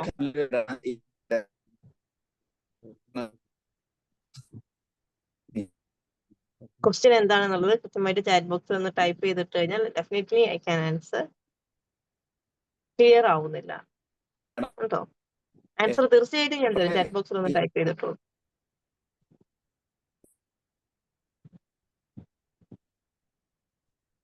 Okay, next. Any other questions? Good evening മാം. ഇങ്ങനെ ഒരു അവസരം തന്നതിന് ഈ ഉത്രാട രാത്രിയിൽ ആദ്യമേ തന്നെ നന്ദി പറയട്ടെ. വളരെ മനോഹരമായുള്ള ഒരു പ്രസന്റേഷൻ ആയിരുന്നു അങ്ങയുടേത്. അതിൽ 1-2 സംശയങ്ങൾ എന്ന് പറയുന്നത്, ഈ ഇമോഷണൽ ഇന്റലിജൻസ് എന്ന് പറയുന്നത് എല്ലാ ടൈപ്പും മനുഷ്യർ വ്യത്യസ്ത പേഴ്സണാലിറ്റി ഉള്ളവരും ട്രൈറ്റ് ഉള്ളവരും ഇല്ലേ? അപ്പോൾ ഈ ബ്രോഡർ ലൈൻ പേഴ്സണാലിറ്റിയോ അല്ലെ അങ്ങനെയൊക്കെ നാർസിസ്റ്റിക് പേഴ്സണാലിറ്റി ഉള്ള ആൾക്കാരൊക്കെ എല്ലാം അതെല്ലാം ഒരു പരിധി വരെ കുറച്ച് മുമ്പ് മാമിന് ആൻസർ കൊടുത്തതുപോലെ 21 ഡേയ്സ് കൊണ്ടോ ഇവർ ഈ സാധനം ഒന്ന് അഡ്മിറ്റ് ചെയ്യുമോ? എനിക്ക് ഇങ്ങനെയുള്ള സെൽഫ് അവയർനെസ് ഇല്ല, എനിക്ക് മോട്ടിവേഷൻ ഇല്ല, അല്ലെങ്കിൽ വേറെ എന്തെങ്കിലും സോഷ്യൽ സ്കിൽസ് ഇല്ല, അവരുടെ അടുത്ത് മറ്റേ ഈ മൈൻഡ്ഫുൾനെസ്സോ അല്ലെങ്കിൽ ഈ പറഞ്ഞ വെൽബീയിങ്ങോ ഒക്കെ പറഞ്ഞു കൊടുത്തു കഴിഞ്ഞാൽ അവർക്കത് മനസ്സിലാക്കാൻ പറ്റുന്ന ഒരു സൈക്കോളജിസ്റ്റിന്റെ ലെവലിലേക്ക് അവർ ഉയർന്നിട്ടുണ്ടാവുമോ? തീർച്ചയായിട്ടും ചലഞ്ചിങ് ആണ്. First of all, I am not only a mind set coach, ഞാൻ സൈക്കോളജി ചെയ്തുകൊണ്ട് പർസീവിങ് സൈക്കോളജി. സോ എനിക്ക് കൂടുതലായിട്ട് ഇതിനെ പറ്റി പറയാൻ പറ്റും. അതായത് നമ്മുടെ പേഴ്സണാലിറ്റി ഡിസോർഡേഴ്സ് വരുന്ന സാഹചര്യങ്ങളിൽ എനിക്ക് ഡെഫിനറ്റ്ലി നാർസിസിസം ഒക്കെ ഉള്ള ഒരാളാണെങ്കിൽ, നാർസിസിറ്റി NPD ഉള്ള ഒരാളാണെങ്കിലോ BPD ഉള്ള ഒരാളാണെങ്കിലോ അവർക്കെല്ലാം നമ്മൾ ഈ പറഞ്ഞ പോലെ ഇമോഷണൽ ഇന്റലിജൻസിന്റെ ട്രെയിനിങ് കൊടുത്തത് കൊണ്ട് മാത്രം, സെൽഫ് അവയർനെസ് കൊടുത്തത് കൊണ്ട് മാത്രം ഇതൊന്നും പ്രാക്ടിക്കലി പോസിബിൾ അല്ല. അവർക്ക് തെറാപ്പീസ്, മറ്റുള്ള തെറാപ്പീസ് കൊടുക്കണം. അതിന്റെ കൂട്ടത്തിൽ NPD ഒക്കെ പറഞ്ഞ പോലെ തെറാപ്പി നമ്മൾ കൊടുക്കുക എന്നല്ലാതെ കംപ്ലീറ്റ് റിക്കവറി എന്ന് പറയുന്നത് വളരെ ബുദ്ധിമുട്ടുള്ള കാര്യമാണ്. പെട്ടെന്ന് നമുക്കത് ഈസി ആയിട്ട് മറ്റുള്ള ഈ പറഞ്ഞ പേഴ്സണാലിറ്റി ഡിസോർഡേഴ്സ് എല്ലാം ഹാൻഡിൽ ചെയ്യുന്ന അത്ര ഈസി ആയിട്ട് NPD ഹാൻഡിൽ ചെയ്യാൻ പറ്റില്ല. NPD കുറച്ചും കൂടി സീരിയസ് ആയിട്ടുള്ള കാര്യം. അപ്പൊ ഇങ്ങനെ വരുന്ന സാഹചര്യങ്ങളിൽ നമുക്ക് ഒരു ഇമോഷണൽ ഇന്റലിജൻസിന്റെ ഒരു വർക്ക്ഷോപ്പിൽ അറ്റൻഡ് ചെയ്തത് കൊണ്ടോ അതിന്റെ ട്രെയിനിങ്സ് കൊടുത്തത് കൊണ്ടോ നമുക്ക് എന്ത് ചെയ്യാൻ പറ്റില്ല, മാറ്റിയെടുക്കാൻ പറ്റില്ല. അവിടെ നമ്മൾ അവർക്ക് അവരുടേതായിട്ടുള്ള തെറാപ്പികൾ കൊടുക്കേണ്ടതായിട്ട് വരും. ബിഹേവിയറൽ തെറാപ്പി, CBT പോലുള്ള തെറാപ്പികൾ, മെഡിക്കേഷൻ വേണ്ടി വരും. മെഡിക്കേഷൻ വേണ്ടി വരും. അങ്ങനെ ഒരുപാട് കാര്യങ്ങൾ, കൗൺസിലിംഗ് വേണ്ടി വരും, സ്റ്റിച്ചിങ് വേണ്ടി വരും. ഇതിലൂടെയൊക്കെ നമുക്ക് കംപ്ലീറ്റ് ആയിട്ട് അവരെ മാറ്റിയെടുക്കാനൊന്നും പറ്റില്ല. കുറച്ചൊക്കെ എന്തെങ്കിലും ഒരു മാറ്റം കൊണ്ടുവരാൻ പറ്റും ലൈഫിൽ. അവരുടെ ലൈഫ് സ്റ്റൈൽ ചേഞ്ച് ചെയ്യുന്നതിലൂടെ ഒക്കെ കുറച്ച് മാറ്റങ്ങൾ നമുക്ക് കൊണ്ടുവരും. അത്രേ നമുക്ക് പറയാൻ പറ്റുള്ളൂ. Especially in the case of NPD ഒക്കെ ആണെങ്കിൽ നമ്മൾ ഈ പറഞ്ഞ പോലെ നോർമലി ഒരു മറ്റുള്ള പ്രശ്നങ്ങളൊന്നും ഇല്ലാതെ സ്ട്രെസ്ഫുൾ ആയിട്ടുള്ള സിറ്റുവേഷൻസിലൂടെ പോകുന്നു. എല്ലാ ആളുകൾക്കും ഈ പറഞ്ഞ പോലെ ഭയങ്കര മനക്കെട്ടിയുള്ള ആളുകളൊന്നും അല്ലെങ്കിൽ ഭയങ്കര സെൻസിറ്റീവ് ആയിട്ടുള്ള ആളുകളുണ്ടാവും, ഭയങ്കര ഡിപ്രസ്ഡ് ആയി പോകുന്ന ആളുകളുണ്ടാവും, പെട്ടെന്ന് ഡിപ്രഷനിലോട്ട് കടന്നു പോകാൻ സാധ്യതയുള്ള ആളുകളുണ്ടാവും. ഓക്കെ, പിന്നെ ആൻഷ്യസ് ആയിട്ടുള്ള ആളുകളുണ്ടാവും. ഇവരെയൊക്കെ സംബന്ധിച്ചിടത്തോളം ഈ ഒരു ട്രെയിനിങ്ങിലൂടെ നമുക്ക് ബെറ്റർ ആക്കിയിട്ട് കൊണ്ടുവരാൻ പറ്റും. ഇമോഷണലി ഇന്റലിജൻസ് കൊണ്ടുവരിക എന്നുള്ളത് നമുക്ക് എല്ലാവരിലും പറ്റുന്ന കാര്യം. പക്ഷെ പേഴ്സണാലിറ്റി ഡിസോർഡർ എന്ന് പറയുന്നത് ക്ലിനിക്കലി ഡയഗ്നോസ് ചെയ്യേണ്ട ഒരു കാര്യമാണ്. അതിലൂടെ അവർക്ക് അവരുടേതായ ട്രീറ്റ്മെന്റ്സുകൾ കൊടുക്കേണ്ടതുണ്ട്, തെറാപ്പികൾ കൊടുക്കേണ്ടതുണ്ട്. അതിന്റെ കൂട്ടത്തിൽ നമുക്കിത് ചെയ്തു കഴിഞ്ഞാൽ ഹെൽപ്ഫുൾ ആണ്, അവരെ റിക്കവർ ചെയ്യാൻ നമുക്ക് ഹെൽപ്ഫുൾ ആണ്. കംപ്ലീറ്റ് റിക്കവർനെസ് നമുക്ക് അറിയാൻ പറ്റില്ല. ഓക്കെ, ക്ലിയർ ആണോ? ക്ലിയർ ആവും. Okay, clear. Okay, thank you so much. Then next, how can we create a positive atmosphere at work or home using emotional intelligence? Definitely. Active listening, empathetic. ആക്റ്റീവായിട്ട് listen ചെയ്യുക, empathetic ആവുക, communication, proper communication നൽകുക. അത് വീട്ടിലാണെങ്കിലും work പ്ലേസിലാണെങ്കിലും respectful. നമ്മുടെ വാല്യൂസിന് importance കൊടുക്കുക, അങ്ങോട്ടും ഇങ്ങോട്ടും വാല്യൂ ചെയ്യുക, എക്സ്പെക്ട് ചെയ്യുക. അവിടെ ഡോമിനൻസ് കൊണ്ടുവരാതിരിക്കുക, മെയിലോ ഫീമെയിൽ ഡോമിനൻസ് കൊണ്ടുവരാതിരിക്കുക, വാല്യൂ ചെയ്യുക, എക്സ്പെക്ട് ചെയ്യുക. അവർ ആക്റ്റീവായിട്ട് ലിസൺ ചെയ്യുക. ആക്റ്റീവ് ലിസണിങ് ഭയങ്കര കുറവാണ്. എല്ലാവരും അവരുടെ ആ ഒരു സമയം പ്രൊഫഷൻ കഴിഞ്ഞു കഴിഞ്ഞാൽ, അവരുടെ ഡ്യൂട്ടി കഴിഞ്ഞു കഴിഞ്ഞാൽ ദെൻ നെക്സ്റ്റ് എന്താണ്, സ്ട്രൈറ്റ് ടു ഫോൺ അല്ലെങ്കിൽ അവരുടെ വർക്ക്. പരസ്പരമുള്ള കമ്മ്യൂണിക്കേഷൻ വളരെ ചുരുക്കമാണ്. കമ്മ്യൂണിക്കേഷൻ കുറയുന്തോറും ഇതിന്റെ ഡെപ്ത് കുറഞ്ഞുകൊണ്ടിരിക്കും, റിലേഷൻഷിപ്പിന്റെ ഡെപ്ത് കുറഞ്ഞുകൊണ്ടിരിക്കും. സോ പ്രോപ്പർ കമ്മ്യൂണിക്കേഷൻ കൊടുക്കുക എന്നുള്ളതാണ്. ഓക്കെ, അപ്പൊ ഇങ്ങനെ നമ്മൾ പ്രോപ്പറായിട്ട് കമ്മ്യൂണിക്കേഷൻ കൊടുക്കുന്നതിലൂടെ, ആക്റ്റീവ് ലിസണിങ് കൊടുക്കുന്നതിലൂടെ, എക്സ്പെക്ട്ഫുൾ ആവുന്നതിലൂടെ, അവരുടെ പെർസ്പെക്റ്റീവ് കാണുന്നതിലൂടെ, വാക്ക് ഇൻ ദ ഷൂസ്, അവരുടെ സിറ്റുവേഷൻസ് മനസ്സിലാക്കി അതിലൂടെ നിൽക്കുന്നതിലൂടെ, എംപത്തറ്റിക് ആവുന്നതിലൂടെ നമുക്ക് എന്ത് ചെയ്യാൻ പറ്റും, പോസിറ്റീവ് അറ്റ്മോസ്ഫിയർ കൊണ്ടുവരാൻ പറ്റും. ഈ കാര്യങ്ങളെല്ലാം നമുക്ക് ഇമോഷണലി ഇന്റലിജന്റ് ആയിട്ടുള്ള ഒരാളെ സംബന്ധിച്ചോളം അവര് ആക്റ്റീവ് ലിസണർ ആയിരിക്കും, ഗുഡ് കമ്മ്യൂണിക്കേറ്റർ ആയിരിക്കും. ഇമോഷണലി ഇന്റലിജന്റ് ആയിട്ടുള്ള ഒരാൾ ഗുഡ് കമ്മ്യൂണിക്കേറ്റർ ആയിരിക്കും, ആക്റ്റീവ് ലിസണർ ആയിരിക്കും, റെസ്പെക്ട്ഫുൾ ആയിരിക്കും, എംപത്തറ്റിക് ആയിരിക്കും. ഈ പറഞ്ഞ കാര്യങ്ങളെല്ലാം ഇമോഷണലി ഇന്റലിജന്റ് ആയിട്ടുള്ള ഒരാളെ സംബന്ധിച്ചിടത്തോളം അവരിലുണ്ടാവും. അപ്പോൾ നമ്മൾ ഇമോഷണൽ ഇന്റലിജൻസ് നമ്മൾ കൊണ്ടുവരിക. ഡെഫിനറ്റ്ലി ഞാൻ പറഞ്ഞല്ലോ, ലൈഫ് ഈസ് ഈസി എന്ന് പറഞ്ഞു കഴിഞ്ഞാൽ എല്ലാം ഇതിൽ പെടും, ഈസി ആയി പോകും. എല്ലാ കാര്യങ്ങളും ഈസിയാണ്. ഫാമിലി ആണെങ്കിലും, വർക്ക് ആണെങ്കിലും, ഹോം ആണെങ്കിലും എല്ലാം നമുക്ക്, സൊസൈറ്റി ആണെങ്കിലും നമ്മുടെ സർക്കിൾ കംപ്ലീറ്റ് കുറച്ചും കൂടി പോസിറ്റീവായിട്ട് മാറും. ഇനി നെഗറ്റീവ് ആയിട്ടുള്ള സർക്കിളിലൂടെ നമ്മൾ പോകുന്നതെന്ന് വെച്ചാൽ നമ്മളത് അവോയ്ഡ് ചെയ്തിട്ട് പോസിറ്റീവ് അറ്റ്മോസ്ഫിയറിലോട്ട് നമ്മൾ വരാൻ തുടങ്ങും. ഓക്കെ, ക്ലിയർ ആണോ? ഈ ക്വസ്റ്റ്യൻ ചോദിച്ച ആൾക്കത് ക്ലിയർ ആണോ?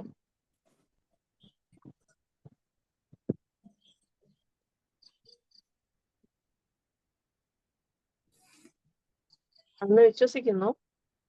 അതിന് ഓൾസോ ഞാൻ വീണ്ടും പറയുന്നു, നേരത്തെ ക്വസ്റ്റ്യൻ ചോദിച്ച ആളുണ്ടായിരുന്നു, അവർക്ക് ഈ ഒരു നെറ്റ്വർക്ക് ഇഷ്യൂ കൊണ്ടാണെന്ന് തോന്നുന്നു കുറച്ച് ബുദ്ധിമുട്ടുണ്ടായിരുന്നു. എനിക്ക് ക്ലിയർ ആയിട്ട് ആ ക്വസ്റ്റ്യൻ കേൾക്കാൻ പറ്റിയിട്ടില്ല. സോ ചാറ്റ് ബോക്സിൽ ഇട്ട് കഴിഞ്ഞാൽ, ഓക്കെ, ഡെഫിനറ്റ്ലി ചാറ്റ് ബോക്സിൽ ഇട്ട് കഴിഞ്ഞാൽ എനിക്കത് ആൻസർ ചെയ്യാൻ പറ്റും കേട്ടോ. മാഡം, നെറ്റ്വർക്കിന്റെ ഇഷ്യൂ ആയിരുന്നു. ഇപ്പൊ എനിക്ക് കേൾക്കാൻ പറ്റുന്നുണ്ടോ? കേൾക്കാൻ പറ്റുന്നുണ്ട്, പറഞ്ഞോളൂ. മാഡം, ഞാൻ നേരത്തെ ചോദിച്ച ക്വസ്റ്റ്യൻ വെച്ചാല് മൈൻഡ്ഫുൾ മെഡിറ്റേഷൻ, അത് ഫോർമൽ ആയാലും ഇൻഫോർമൽ ആയാലും അത് വളരെ ഹെൽപ്ഫുൾ ആണ് സെൽഫ് അവയർനെസ് ഡെവലപ്പ് ചെയ്യുക എന്നുള്ളത് മാഡം പറഞ്ഞു കഴിഞ്ഞല്ലോ.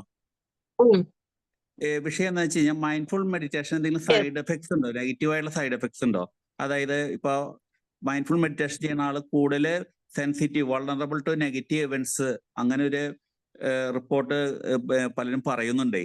അത് നമ്മൾ നെഗറ്റീവ് ഇവന്റ്സിനോട് കൂടുതൽ സെൻസിറ്റീവായിട്ട് മൈൻഡ് പ്രതികരിക്കാൻ സാധ്യതയുണ്ടെന്ന് പറയുന്നുണ്ട്. അപ്പോൾ അങ്ങനത്തെ ഒരു സിറ്റുവേഷൻ നമുക്ക് എങ്ങനെ ടാക്കിൾ ചെയ്യാൻ സാധിക്കും? അങ്ങനെ അത് മാഡത്തിന്റെ അഭിപ്രായത്തിൽ അതെങ്ങനെ നമുക്ക് ടാക്കിൾ ചെയ്യാൻ സാധിക്കും? ഒരിക്കലുമില്ല. മെഡിറ്റേഷൻ, മൈൻഡ്ഫുൾനെസ് പ്രാക്ടീസ് ചെയ്യുന്നതിലൂടെ നമുക്ക് കുറച്ചുകൂടി നമ്മളൊരു പോസിറ്റീവ് ഓറ ക്രിയേറ്റ് ചെയ്യുകയാണ്. നമ്മുടെ ഓക്കെ മൈൻഡ് ഫോക്കസ്ഡ് ആക്കുകയാണ്. അപ്പൊ ഓരോ സിറ്റുവേഷൻസും നമുക്ക് ഹാൻഡിൽ ചെയ്യാൻ പറ്റുകയാണ്. പക്ഷെ ഈ പറഞ്ഞ പോലെ ഞാനൊരു 10 ദിവസം മെഡിറ്റേഷൻ ചെയ്തിട്ടുണ്ട്. ഞാൻ മെഡിറ്റേഷൻ ചെയ്തുകൊണ്ടിരിക്കുക. ഞാനിപ്പോ തുടങ്ങിയിട്ടുള്ളൂ. 10 ദിവസം ആവുന്നേ ഉള്ളൂ, അല്ലെങ്കിൽ 5 ദിവസം ആയിട്ടുള്ളൂ. എന്നിൽ ഒരു ചേഞ്ചസും പ്രതീക്ഷിക്കണ്ട. ഞാനത് ചെയ്യുന്നുണ്ട്. ആ ഒരു കുറച്ച് സമയത്തേക്കുള്ള റിലാക്സേഷൻ എനിക്ക് കിട്ടുന്നല്ലാതെ അതിന്റെ അപ്പുറത്തേക്ക് ഒരു ചേഞ്ചസും നമ്മൾ പ്രതീക്ഷിക്കേണ്ട. നമ്മളത് പ്രാക്ടീസ് ചെയ്തുകൊണ്ടേയിരിക്കണം. ഏറ്റവും ചുരുങ്ങിയത് 21 ഡേയ്സ് ആണ്. അവിടുന്ന് അങ്ങോട്ട് 2 മാസമാണ്. ഒരു ഹാബിറ്റ് ക്രിയേറ്റ് ചെയ്യാൻ നമുക്ക് ഏറ്റവും ചുരുങ്ങിയത് വേണ്ടത് 21 ദിവസമാണ്. അതിന്റെ അങ്ങോട്ടേക്ക് വീണ്ടും അത് സെറ്റായി കിട്ടാൻ 2 മാസമെങ്കിലും കണ്ടിന്യൂസ് ആയിട്ട് ചെയ്യുമ്പോഴേ അതിൽ ചേഞ്ചസ് ഉണ്ടാവുള്ളൂ. അപ്പൊ മേ ബി ഈ പറഞ്ഞ പ്രശ്നങ്ങൾ വരുന്നവര് കൺസിസ്റ്റന്റ് ആയിട്ട് ചെയ്യുന്നവരായിരിക്കില്ല. വീക്ക്ലി വൺസ് ഓർ ട്വൈസ് ഒക്കെ എനിക്ക് സമയം കിട്ടുന്ന സമയങ്ങളിൽ ഞാൻ മൈൻഡ്ഫുൾനെസ് പ്രാക്ടീസിന് സമയം കൊടുക്കാറുണ്ട്. അല്ലെങ്കിൽ മെഡിറ്റേഷൻ വേണ്ടി ചെയ്യാം. അങ്ങനെയല്ല, ഡെയിലി ചെയ്യേണ്ട കാര്യമല്ലല്ലോ. നമ്മൾ മെഡിറ്റേഷൻ ഇരിക്കുന്നുണ്ടെങ്കിൽ ഡെയിലി ചെയ്യുമ്പോൾ മാത്രമേ നമ്മളിൽ അതിലുള്ള എഫക്റ്റീവ് ആയിട്ടുള്ള റിയാക്ഷൻ വരുള്ളൂ. അതൊരു പോസിറ്റീവ് ഓറ ക്രിയേറ്റ് ചെയ്യാണ്, നമ്മുടെ മൈൻഡിനെ ചെയ്യാണ്, ഫോക്കസ്ഡ് ആക്കുകയാണ്. അതൊരിക്കലും നെഗറ്റീവ് ഇമ്പാക്ട് അവിടെ വരുന്നില്ല. മൈൻഡ്ഫുൾനെസ് പ്രാക്ടീസിന് ഒരിക്കലും നെഗറ്റീവ് ഇമ്പാക്ട് വരുന്നില്ല. പക്ഷെ അത് ഈ പറഞ്ഞ പോലെ ചലഞ്ചിങ് ആണ്, കൺസിസ്റ്റന്റ് ആയിട്ട് ചെയ്യേണ്ട കാര്യമാണ്. അത് ചെയ്താൽ മാത്രമേ അതിന്റെ റിസൾട്ട് കിട്ടുള്ളൂ. ആഴ്ചയിൽ 2-3 ദിവസം ഞാൻ മെഡിറ്റേഷന് വരുന്നുണ്ട്, സോ മെഡിറ്റേഷൻ വന്നതുകൊണ്ട് എന്നിൽ ചേഞ്ചസ് ഒന്നും വന്നിട്ടില്ല എന്ന് പറയുന്നതിൽ ഒരു അർത്ഥവുമില്ല. കൺസിസ്റ്റന്റ് ആയിട്ട് ചെയ്യുന്നുണ്ടോ എന്നുള്ളത് മാത്രമാണ് അവിടെ ചോദ്യം വരുന്നത്. അത് കൃത്യമായി നമ്മൾ ചെയ്യണം. ഓക്കെ Then മാഡം ഈ പറഞ്ഞ പോലെ മൈൻഡ്ഫുൾനെസ് പ്രാക്ടീസ് റിയാക്ഷൻ വരുന്നത് അല്ലെങ്കിൽ അത് കൃത്യമായി വരാത്തത് പല റീസൺ കൊണ്ടായിരിക്കും. നോർമലി ഒരാളെ സംബന്ധിച്ചിടത്തോളം കൃത്യമായി മെഡിറ്റേഷൻ ചെയ്യുന്ന ഒരാളെ സംബന്ധിച്ചിടത്തോളം അത് ഫോക്കസ്ഡ് ആയിരിക്കും. പക്ഷെ സൈക്കോളജിക്കൽ ഇഷ്യൂസ് എന്ന് പറയുന്നത്, മെന്റൽ ഹെൽത്ത് എന്ന് പറയുന്നത് പലർക്കും പല രീതിയിലായിരിക്കും. ഈ പറഞ്ഞ പോലെ പേഴ്സണാലിറ്റി ഡിസോർഡർ, ഞാൻ നേരത്തെ പറഞ്ഞല്ലോ, NPD അല്ലെങ്കിൽ BPD പോലെയുള്ള പേഴ്സണാലിറ്റി ഡിസോർഡേഴ്സ് ഒക്കെ ഉള്ള ആളുകളെ സംബന്ധിച്ചിടത്തോളം, അല്ലെങ്കിൽ സൈക്കോസിസിലോട് കടന്നു പോയ ആളുകളെ സംബന്ധിച്ചിടത്തോളം, ഡിപ്രസ്ഡ് ആയിട്ടുള്ള ആളുകളെ സംബന്ധിച്ചിടത്തോളം ഇതിന്റെ റിസൾട്ട് കിട്ടാൻ ഒരുപാട് വൈകും. പെട്ടെന്ന് മൈൻഡ്ഫുൾനെസ് പ്രാക്ടീസ് കൊണ്ടുവന്നത് കൊണ്ട് അതിന്റെ റിസൾട്ട് ഉണ്ടാവില്ല. ഇനി റിസൾട്ട് ഉണ്ടായാൽ തന്നെ അത് കംപ്ലീറ്റ് റിസൾട്ട് ഒന്നും പ്രതീക്ഷിക്കേണ്ട, മാറ്റങ്ങൾ ഉണ്ടാകും, അങ്ങനെ പറയാൻ പറ്റുള്ളൂ. അപ്പൊ അതിന് ഒരുപാട് കാര്യങ്ങളുണ്ട്. വെറും മൈൻഡ്ഫുൾനെസ് പ്രാക്ടീസ് മാത്രമല്ല, നമ്മൾ ഓരോ കാര്യത്തിന്റെ കൂടെ മൈൻഡ്ഫുൾനെസ് പ്രാക്ടീസോ മെഡിറ്റേഷനോ ഒരു സൊല്യൂഷൻ, അത് മാത്രമല്ല സൊല്യൂഷൻ. ഒരുപാട് കാര്യങ്ങൾ ചെയ്യുന്ന കൂട്ടത്തിൽ ഇതുകൂടി ചെയ്യുമ്പോൾ ഇമ്പ്രൂവ്മെന്റ് വരും. അങ്ങനെയാ ചെയ്യുക. മേ ബി അപ്പൊ ഇങ്ങനെ ഓരോ പെർസ്പെക്റ്റീവ് ഉണ്ടാവും. അപ്പൊ അവരുടെ റീസൺ സിറ്റുവേഷൻ എന്താണെന്നുള്ളത് നമുക്ക് കൃത്യമായി മനസ്സിലാക്കിയാൽ മാത്രമേ അതെന്താണ് അതിന്റെ റീസൺ എന്ന് നമുക്ക് പറയാൻ പറ്റുള്ളൂ. എന്തുകൊണ്ട് അങ്ങനെ സംഭവിക്കുന്നു എന്നുള്ളത് പറയാൻ പറ്റുള്ളൂ. നോർമലി ഇങ്ങനെയാ വരുന്നത്. ഇനി അവരുടെ സിറ്റുവേഷൻ എന്തായിരുന്നു അതിനനുസരിച്ചിട്ടായിരിക്കും ബാക്കിയുള്ള കാര്യങ്ങൾ വരുന്നത്.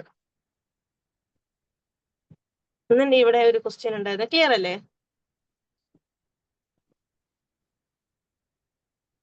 ക്ലിയർ ആണോ? Okay madam. Okay, thank U. ഒരു ഡൗട്ട് കൂടി ചോദിച്ചിട്ട്, ഇപ്പൊ നമുക്ക് മൈൻഡ്ഫുൾ ചോദിച്ചോളൂ. പ്രാക്ടീസ് അതുപോലെ നമ്മള് സ്ലീപ്പിന് മുമ്പ് ജേർണലിംഗ്, ഈ കാര്യങ്ങളൊക്കെ ഹെൽപ്ഫുൾ ആണ്. ഇതല്ലാതെ വേറെ എന്തെങ്കിലും ടെക്നിക്കുകൾ ഉണ്ടോ നമുക്ക് സെൽഫ് അവയർനെസ് ഡെവലപ്പ് ചെയ്യാനായിട്ട്? സെൽഫ് അവയർനെസ് ഡെവലപ്പ് ചെയ്യാൻ വേണ്ടിയിട്ട് ജേർണലിംഗ് മൈൻഡ്ഫുൾ പ്രാക്ടീസ് അല്ലാതെ ഹു ആം ഐ എന്നുള്ള ക്വസ്റ്റ്യൻ ചോദിക്കുക. നമ്മൾ ഡീപ്പിലി നമ്മളിലോട്ട് ഇറങ്ങി പോവുക, നമ്മളിലുള്ള ഓരോ ഇമോഷൻസിനെ നമ്മൾ മനസ്സിലാക്കുക, ക്ലിയർലി വാച്ച് ചെയ്തുകൊണ്ടിരിക്കുക, ഫോക്കസ്ഡ് ആയിട്ട് നമ്മൾ വാച്ച് ചെയ്യുക എന്നുള്ളതാണ്. നമ്മൾ വാച്ച് ചെയ്യുക. നമുക്ക് സ്പിരിച്വാലിറ്റി സൈഡ് ഉണ്ടല്ലോ, അതും ഇതിനെ ഹെൽപ്പ് ചെയ്യില്ലേ? സ്പിരിച്വാലിറ്റി സൈഡ് ഹെൽപ്പ് ചെയ്യും. ഓക്കെ. നമ്മൾ കൃത്യമായി നമ്മൾ വാച്ച് ചെയ്യുക എന്നുള്ളതാണ്. ഈ മൈൻഡ്ഫുൾ സെൽഫ് അവയർനെസ്സിന് ഈ പറഞ്ഞ പോലെ മൈൻഡ്ഫുൾനെസ് പ്രാക്ടീസോ ജേർണലിങ്ങിനേക്കാൾ കൂടുതലായിട്ട് എഫക്റ്റീവ് ആവുന്നത്, അല്ലെങ്കിൽ കൃത്യമായിട്ടുള്ള ഒരു ആൻസർ കിട്ടുന്നത് നമ്മൾ വാച്ച് ചെയ്യുമ്പോൾ, നമ്മളിലുള്ള കാര്യങ്ങൾ നമ്മൾ തന്നെ കണ്ടെത്തുമ്പോഴാണ്. അത് കൃത്യമായിട്ട് നമ്മൾ ചെയ്യുക. അതാണ് ഫസ്റ്റ് വൺ എന്ന് പറയുന്നത്. അതിനെ ഹെൽപ്പ് ചെയ്യുന്ന, അതിനെ ബൂസ്റ്റ് ചെയ്യുന്ന കാര്യങ്ങളാണ് മെഡിറ്റേഷനും ജേർണലിങ്ങും ഒക്കെ. നമുക്കത് കൺസിസ്റ്റന്റ് ആയിട്ട് ചെയ്തു പോവാൻ നമ്മളെ ബൂസ്റ്റ് ചെയ്യുന്ന കുറച്ച് കാര്യങ്ങൾ. ഇത് കൃത്യമായിട്ട് ചെയ്യണമെന്നുണ്ടെങ്കിൽ ഹു ആം ഐ എന്നുള്ള ക്വസ്റ്റ്യൻ നമ്മളോട് ചോദിച്ച് കാമായി ഡീപ്പായിട്ട് നമ്മൾ ഒരു കാം അറ്റ്മോസ്ഫിയറിൽ ഇരുന്നു കൊണ്ട് നമ്മളെ മനസ്സിലാക്കണം. നമ്മളിലുള്ള ഓരോ ബിഹേവിയേഴ്സും, നമ്മുടെ ക്യാരക്ടർ എന്താണ്, നമ്മൾ ഓരോ സിറ്റുവേഷനെ നമ്മൾ ഹാൻഡിൽ ചെയ്യുന്നത് എങ്ങനെയാണെന്ന് ഡീപ്ലി നമ്മളെ തന്നെ വാച്ച് ചെയ്തിട്ട് അതിന്റെ ആൻസർ നമ്മൾ കണ്ടുപിടിക്കണം. അത് നമ്മൾ ചെയ്യേണ്ട കാര്യമാണ്. ദെൻ ട്രാക്ക് വേണമെങ്കിൽ യൂസ് ചെയ്യാം. ഒരു ട്രാക്ക് ഇട്ടുകൊണ്ട് എനിക്ക് ഈ ദിവസങ്ങളിൽ എനിക്ക് ഈ സമയത്തൊക്കെ എനിക്ക് ദേഷ്യം വരുന്നുണ്ട്, എനിക്ക് എപ്പോഴൊക്കെ ഞാൻ ഡിപ്രസ്ഡ് ആവുന്നു, എപ്പോഴൊക്കെ ഞാൻ ടെൻസ്ഡ് ആവുന്നുണ്ട്, എപ്പോഴൊക്കെ ഞാൻ ആങ്ഷ്യസ് ആവുന്നുണ്ട്, ഏതൊക്കെ കാര്യങ്ങളാണ് എന്നെ സ്ട്രെസ്ഡ് ഔട്ട് ആക്കുന്നത്, ഏതൊക്കെയാണ് എനിക്ക് ഈസി ആയിട്ടുള്ള കാര്യങ്ങൾ എന്ന് നമുക്ക് ട്രാക്ക് ചെയ്ത് വെക്കാം. അപ്പൊ അതിന്റെ ഒരു ഇന്റൻസിറ്റി എത്രത്തോളമാണ്, വേരിയേഷൻ എത്രത്തോളമാണ് എന്നൊക്കെ നമുക്ക് മനസ്സിലാക്കാൻ പറ്റും. Clear അല്ലേ? ക്ലിയർ ആണ് മാഡം. ഇതിൽ എന്താ ഒരു വിഷയം എന്ന് വെച്ച് കഴിഞ്ഞാൽ ഇതിൽ നല്ല പോലെ എഫർട്ട് ഇടണം. ഇതിപ്പോ നമുക്ക് കോളേജ് സ്റ്റുഡൻസ് ഇവരോടൊക്കെ നമുക്ക് പറയാനായിട്ട് പറ്റും, പക്ഷെ അവർക്കൊന്നും ഇത് മോട്ടിവേറ്റഡ് അല്ല. ഈ നന്നായിട്ട് എഫർട്ട് ഇടുന്നവർക്ക് മാത്രമാണല്ലോ ഇതിന്റെ യൂസ് വരുന്നുള്ളൂ. അവിടെ നമ്മുടെ ആവശ്യം എത്രത്തോളമാണ് അത്രത്തോളം ഇരിക്കും. നമുക്കത് ആവശ്യമാണ് എന്ന് തോന്നിക്കഴിഞ്ഞാൽ തീർച്ചയായിട്ടും നമ്മൾ എഫേർട്ട് അവിടെ ഇടും. ഇനി ഇൻ കേസ് അവർക്ക് അത് നമ്മൾ മോട്ടിവേറ്റ് ചെയ്തത് കൊണ്ട് മാത്രം കാര്യമില്ല. കൃത്യമായൊരു മെന്ററിങ് നടന്നുകൊണ്ടിരിക്കണം, കൃത്യമായിട്ട് നമ്മൾ അവരെ ഫോഴ്സ് ചെയ്തുകൊണ്ടിരിക്കണം, അവരെ കൃത്യമായിട്ട് നമ്മൾ ട്രാക്ക് ചെയ്തുകൊണ്ടിരിക്കണം. അതിന് ഇപ്പൊ ഞാൻ ഈ പറഞ്ഞ പോലെ നമ്മളിപ്പോ നടത്താൻ പോകുന്ന ഇമോഷണൽ ഇന്റലിജൻസിന്റെ വർക്ക്ഷോപ്പ് നടത്താൻ പോകുന്നുണ്ടല്ലോ, ഇതുപോലെയുള്ള വർക്ക്ഷോപ്പുകളെല്ലാം കുറെ ഹെൽപ്ഫുൾ ആയിരിക്കും. കാരണം ജസ്റ്റ് നമ്മൾ ഇമോഷണൽ ഇന്റലിജൻസ് നേടാൻ വേണ്ടി ഇങ്ങനെ കാര്യങ്ങൾ ചെയ്താൽ മതി എന്ന് പറയുന്നതിലൂടെ അത് മാത്രം പോരാ. കൃത്യമായ മെന്ററിങ് ഉണ്ടായിരിക്കണം, കൃത്യമായി അവരെ ഫോക്കസ് ചെയ്യണം, അവരെ എന്ത് ചെയ്യണം, ഫോഴ്സ് ചെയ്തുകൊണ്ടിരിക്കണം. അവരെപ്പോഴും ഒരു അക്കൗണ്ടബിലിറ്റി പാർട്ട്ണറായിട്ട് അവരുടെ കൂടെ നമ്മൾ ശ്രദ്ധിച്ചുകൊണ്ട് വാച്ച് ചെയ്തുകൊണ്ട് അവർക്ക് ഇൻസ്ട്രക്ഷൻസ് കൊടുത്തുകൊണ്ട് ചെയ്തു കഴിഞ്ഞാൽ ഒരു സമയം വരെ, അല്ലെങ്കിൽ ഇത് എന്തൊക്കെയാണ് ചെയ്യേണ്ടത് എന്നുള്ളതിന്റെ ഇൻസ്ട്രക്ഷൻസ് കാര്യങ്ങൾ ചെയ്തു കഴിഞ്ഞാൽ അവർക്കും അത് ഈസി ആയിട്ട് ചെയ്യാൻ പറ്റും. നമ്മളെപ്പോഴും സപ്പോർട്ട് ചെയ്യാൻ ഒരു ടീം ഉണ്ടാവുക, ഒരു എലമെന്റ് ഉണ്ടാവുക എന്നുള്ളതാണ്. അതിന് വേണ്ടിയിട്ടാണ് നമ്മൾ ഇങ്ങനെയുള്ള വർക്ക്ഷോപ്പുകൾ നടത്തുന്നത്. ഈ വർക്ക്ഷോപ്പുകൾ അറ്റൻഡ് ചെയ്യുന്നതിലൂടെ ഇത് കുറച്ചും കൂടി ഇംപ്രൂവൈസ് ചെയ്യാൻ പറ്റും. ഞാൻ ആഫ്റ്റർ ഓൾ ഇതിന്റെയൊക്കെ എല്ലാത്തിന്റെയും അപ്പുറം എന്താണ്, നമ്മുടെ ഓക്കെ, ആവശ്യമായിരിക്കണം താങ്ക് യു മാഡം. കുറച്ചുകൂടി ഇംപ്രൂവ് ചെയ്യാൻ പറ്റും. Okay. How okay, can thank you you madam. identify a person is BPD or MPD? What are the symptoms related to it? അത് കുറച്ച് ഈസി ആയിട്ട് വളരെ സിമ്പിൾ ആയിട്ട് പറയാൻ പറ്റിയ കാര്യമല്ല. BPD എന്ന് പറയുന്ന വേറെ വേർഷനാണ് NPD. അതില് അവരുടെ ഒരുപാട് വൈഡായിട്ട് പോകുന്ന കാര്യമാണ്. വളരെ ചുരുക്കത്തിൽ പോലും പറയാൻ പറ്റില്ല. പക്ഷെ നമുക്ക് വാച്ച് ചെയ്യുന്നതിലൂടെ, അതായത് BPD ആണെങ്കിൽ അതിൻ്റെതായ സിംറ്റംസ് വരുന്നുണ്ട്, NPD ആണെങ്കിൽ അതിൻ്റെതായ സിംറ്റംസ് വരുന്നുണ്ട്. അത് ഓരോ ആളുകളിലും വ്യത്യസ്തമായിരിക്കും. NPD ഉള്ള ഒരാളെ സംബന്ധിച്ചിടത്തോളം മേ ബി അവരുടെ പാർട്ട്ണറോട് മാത്രമായിരിക്കും അവർ NPD കാണിക്കുന്നുണ്ടാവുക. മേ ബി NPD ആയിട്ടുള്ള പാരന്റ്സ് ആയിരിക്കും, മറ്റുള്ളവരോടൊക്കെ ഓക്കെ ആയിരിക്കും, അവരുടെ കുട്ടികളോടായിരിക്കും അവരെ ഈ ഒരു സിറ്റുവേഷൻ വരുന്നുണ്ടാവുക. അപ്പൊ അങ്ങനെ ഓരോ ആളുകളിലും വ്യത്യസ്ത തരത്തിലായിരിക്കും. BPD ആണെങ്കിലും അങ്ങനെ തന്നെയാണ്.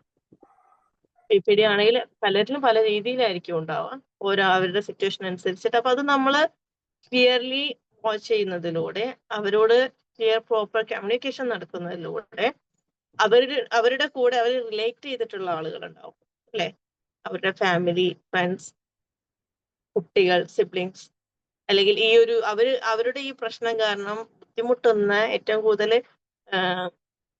വിക്ടിംസ്, NPDയെ സംബന്ധിച്ചിടത്തോളം MPD ഉള്ള ഒരാളെക്കാൾ അവരെ കൊണ്ട് ബുദ്ധിമുട്ടുന്ന ആളുകൾക്കാണ് ഇത് പ്രശ്നം കൂടുതലായിട്ട് വരിക, വിക്ടിംസ്. അവരെ നമ്മൾ വിക്ടിംസ് എന്നാ പറയാ.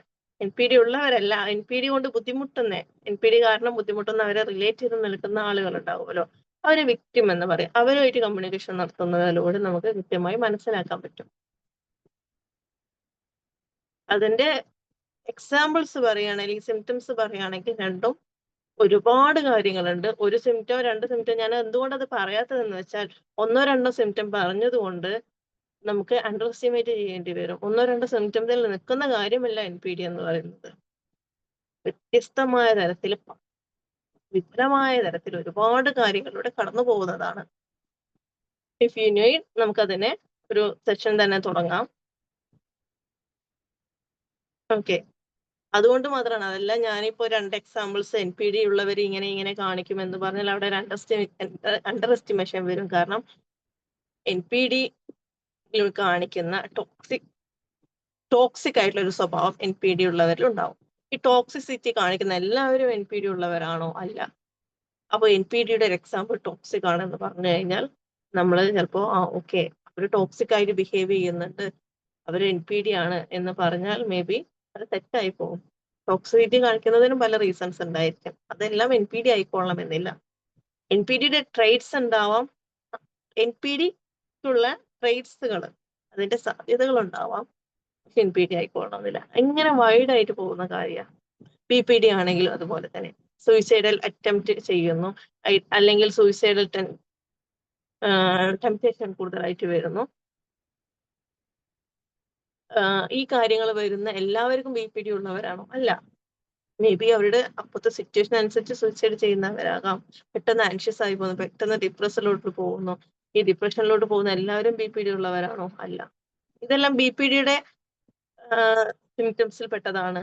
സൂയിസൈഡൽ അറ്റംപ്റ്റ് ചെയ്യുന്നതും, അല്ലെങ്കിൽ സൂയിസൈഡൽ തോട്ട്സ് വരുന്നതും, അതല്ലെങ്കിൽ ഡിപ്രഷനിലോട്ട് പോകുന്നതും എല്ലാം. പക്ഷേ സൂയിസൈഡൽ തോട്ട്സ് വരുന്നവരോ സൂയിസൈഡൽ അറ്റംപ്റ്റ് ചെയ്യുന്നവരോ ഡിപ്രഷനിലോട്ട് പോകുന്നവരെല്ലാം BPD ഉള്ളവരാണോ വെച്ചാൽ അല്ല.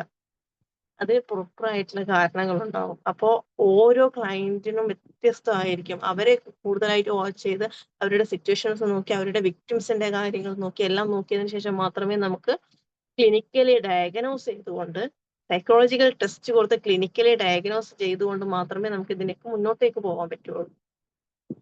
ഓക്കെ, ക്ലിയർ അല്ലേ?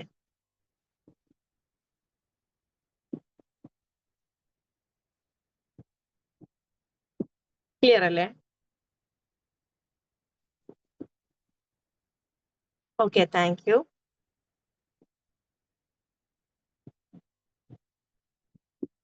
Is there any other questions? Hello, ma'am.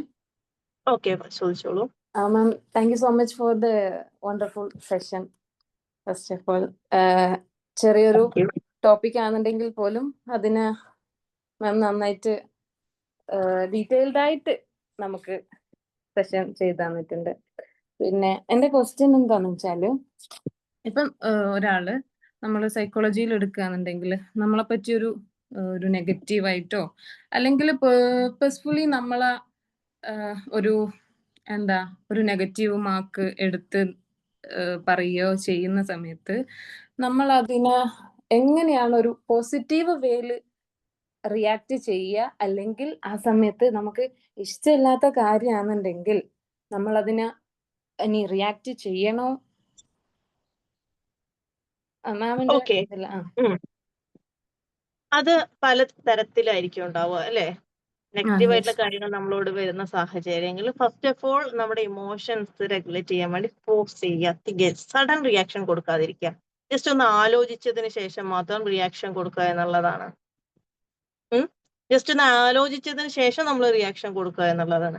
പിന്നെ വേണ്ടത്, ഞാൻ പറഞ്ഞല്ലോ, ഞാൻ നേരത്തെ സെഷൻ എടുക്കൊണ്ടിരിക്കുന്ന സമയത്ത് തന്നെ പറഞ്ഞു, പലതിനും പല പേഴ്സ്പെക്റ്റീവ്. അവരുടെ പേഴ്സ്പെക്റ്റീവിൽ കാണാൻ ശ്രമിച്ചാൽ തീരാവുന്ന കാര്യമേ ഉള്ളൂ ഇത്. മേ ബി അവരുടെ പേഴ്സ്പെക്റ്റീവിൽ അവർ അങ്ങനെ ആയിരിക്കും ചിന്തിക്കുന്നുണ്ടാവുക, നമ്മുടെ പേഴ്സ്പെക്റ്റീവ് ഇങ്ങനെ ആയിരിക്കും. ഇത് രണ്ടും വരുമ്പോഴുണ്ടാകുന്ന ക്ലാഷ് ആണ് ഈ കോൺഫ്ലിക്റ്റുകൾ ഉണ്ടാവുന്നത്.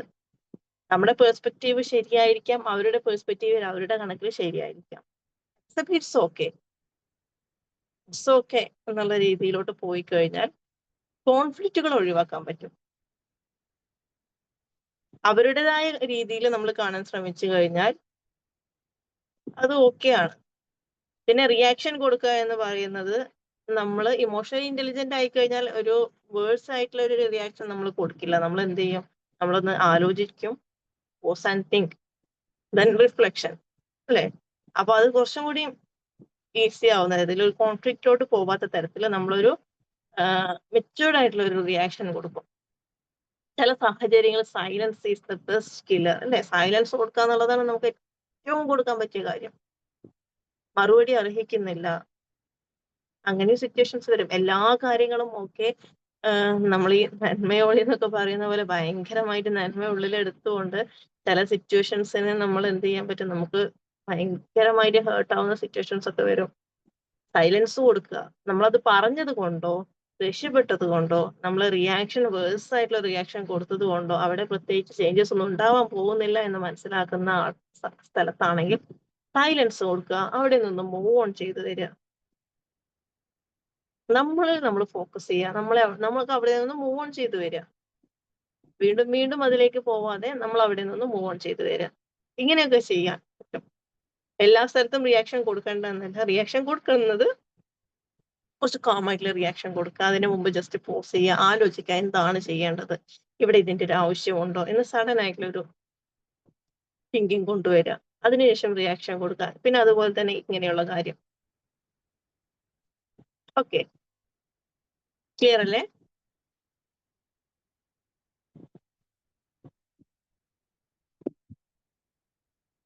Okay, thank U. Is there any other questions?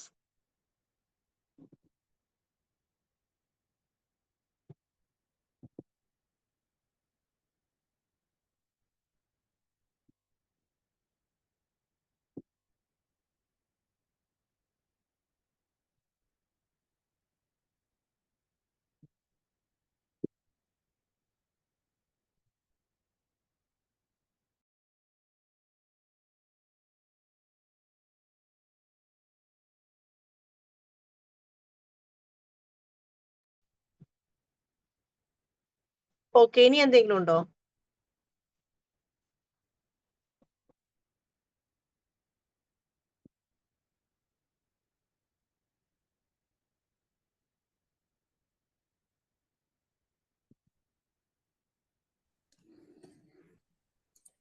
Okay, then ഇനി ഡൗട്ട്സ് ഒന്നും ഇല്ലാന്നുണ്ടെങ്കിൽ നമുക്ക് വൈൻഡ് അപ്പ് ചെയ്യാം അല്ലേ? ക്ലിയർ ആണെങ്കിൽ.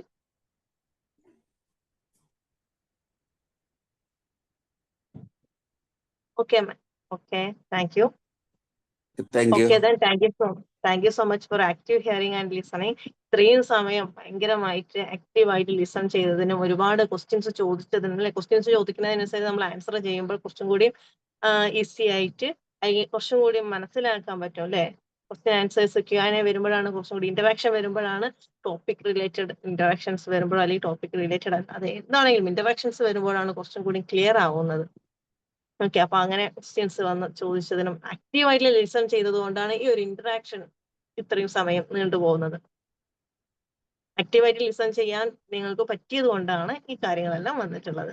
Thank you so much for that.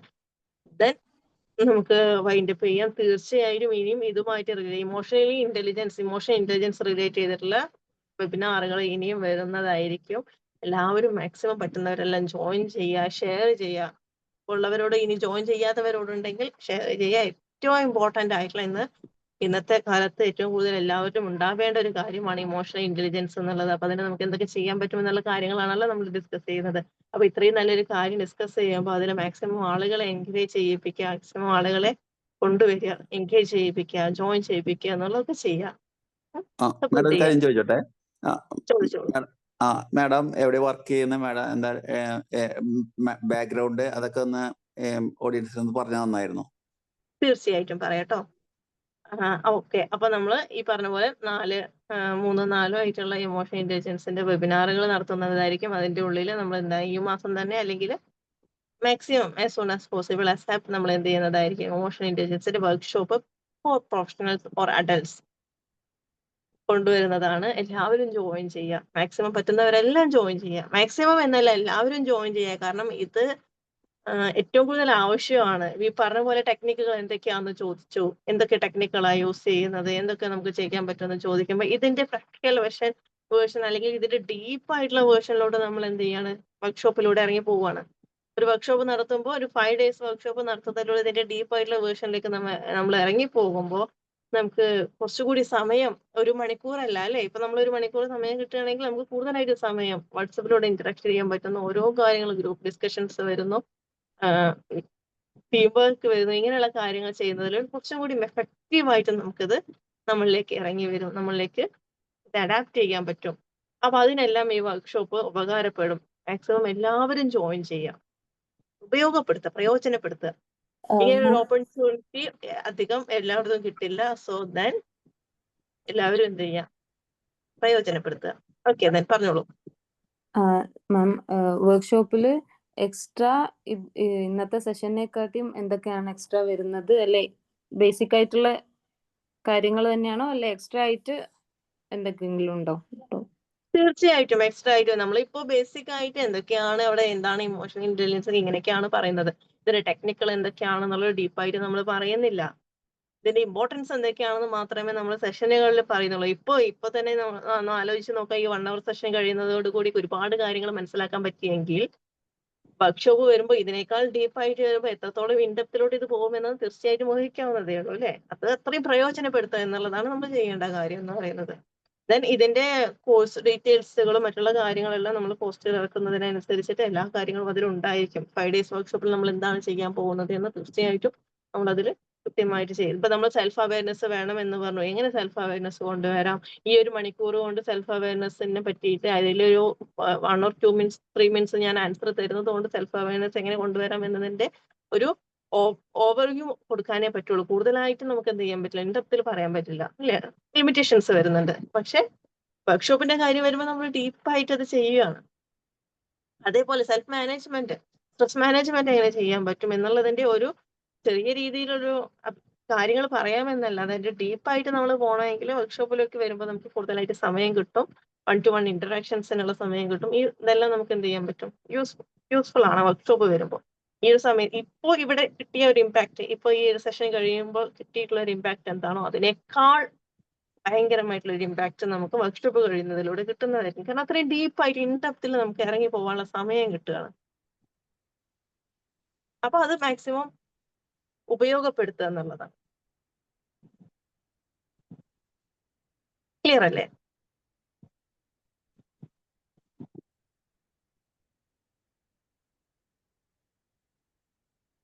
Clear ആണോ?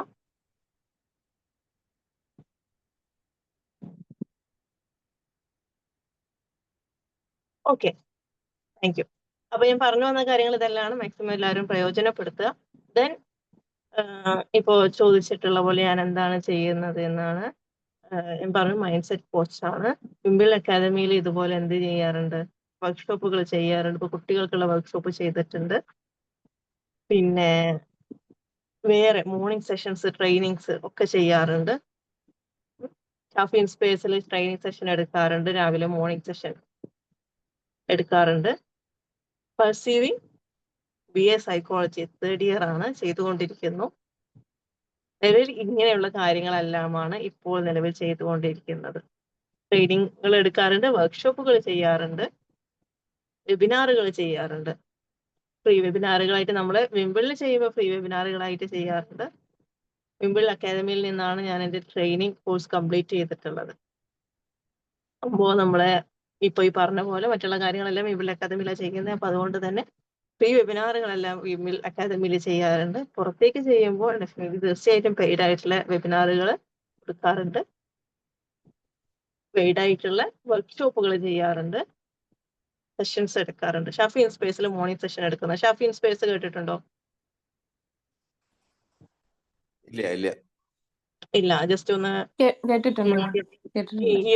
EFT ബേസ്ഡ് ആയിട്ടുള്ള അക്കാദമിയാണ് ഷാഫി ഇൻസ്പേസ്. അപ്പൊ അവിടെ നമ്മൾ മോർണിംഗ് സെഷൻ എടുക്കാറുണ്ട്. ഞാനിപ്പോ ഒരു 5 to 6 മന്തോളമായിട്ട് എന്ത് ചെയ്യാറുണ്ട്, മോർണിംഗ് സെഷൻസ് എടുക്കാറുണ്ട്.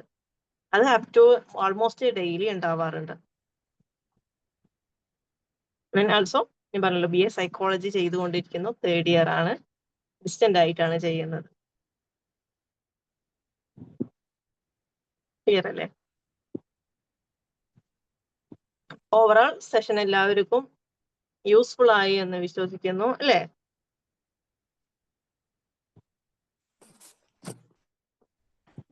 സെഷൻ കഴിഞ്ഞ നമ്മുടെ ഈ ഇത്രയും സമയം നമ്മൾ ഇവിടെ സ്പെൻഡ് ചെയ്തത് എല്ലാവർക്കും യൂസ്ഫുൾ ആയിട്ടുള്ള ഒരു മൊമെന്റ്സ് ആണ് എന്നാണ് ഞാൻ വിശ്വസിക്കുന്നത്. Yes or no?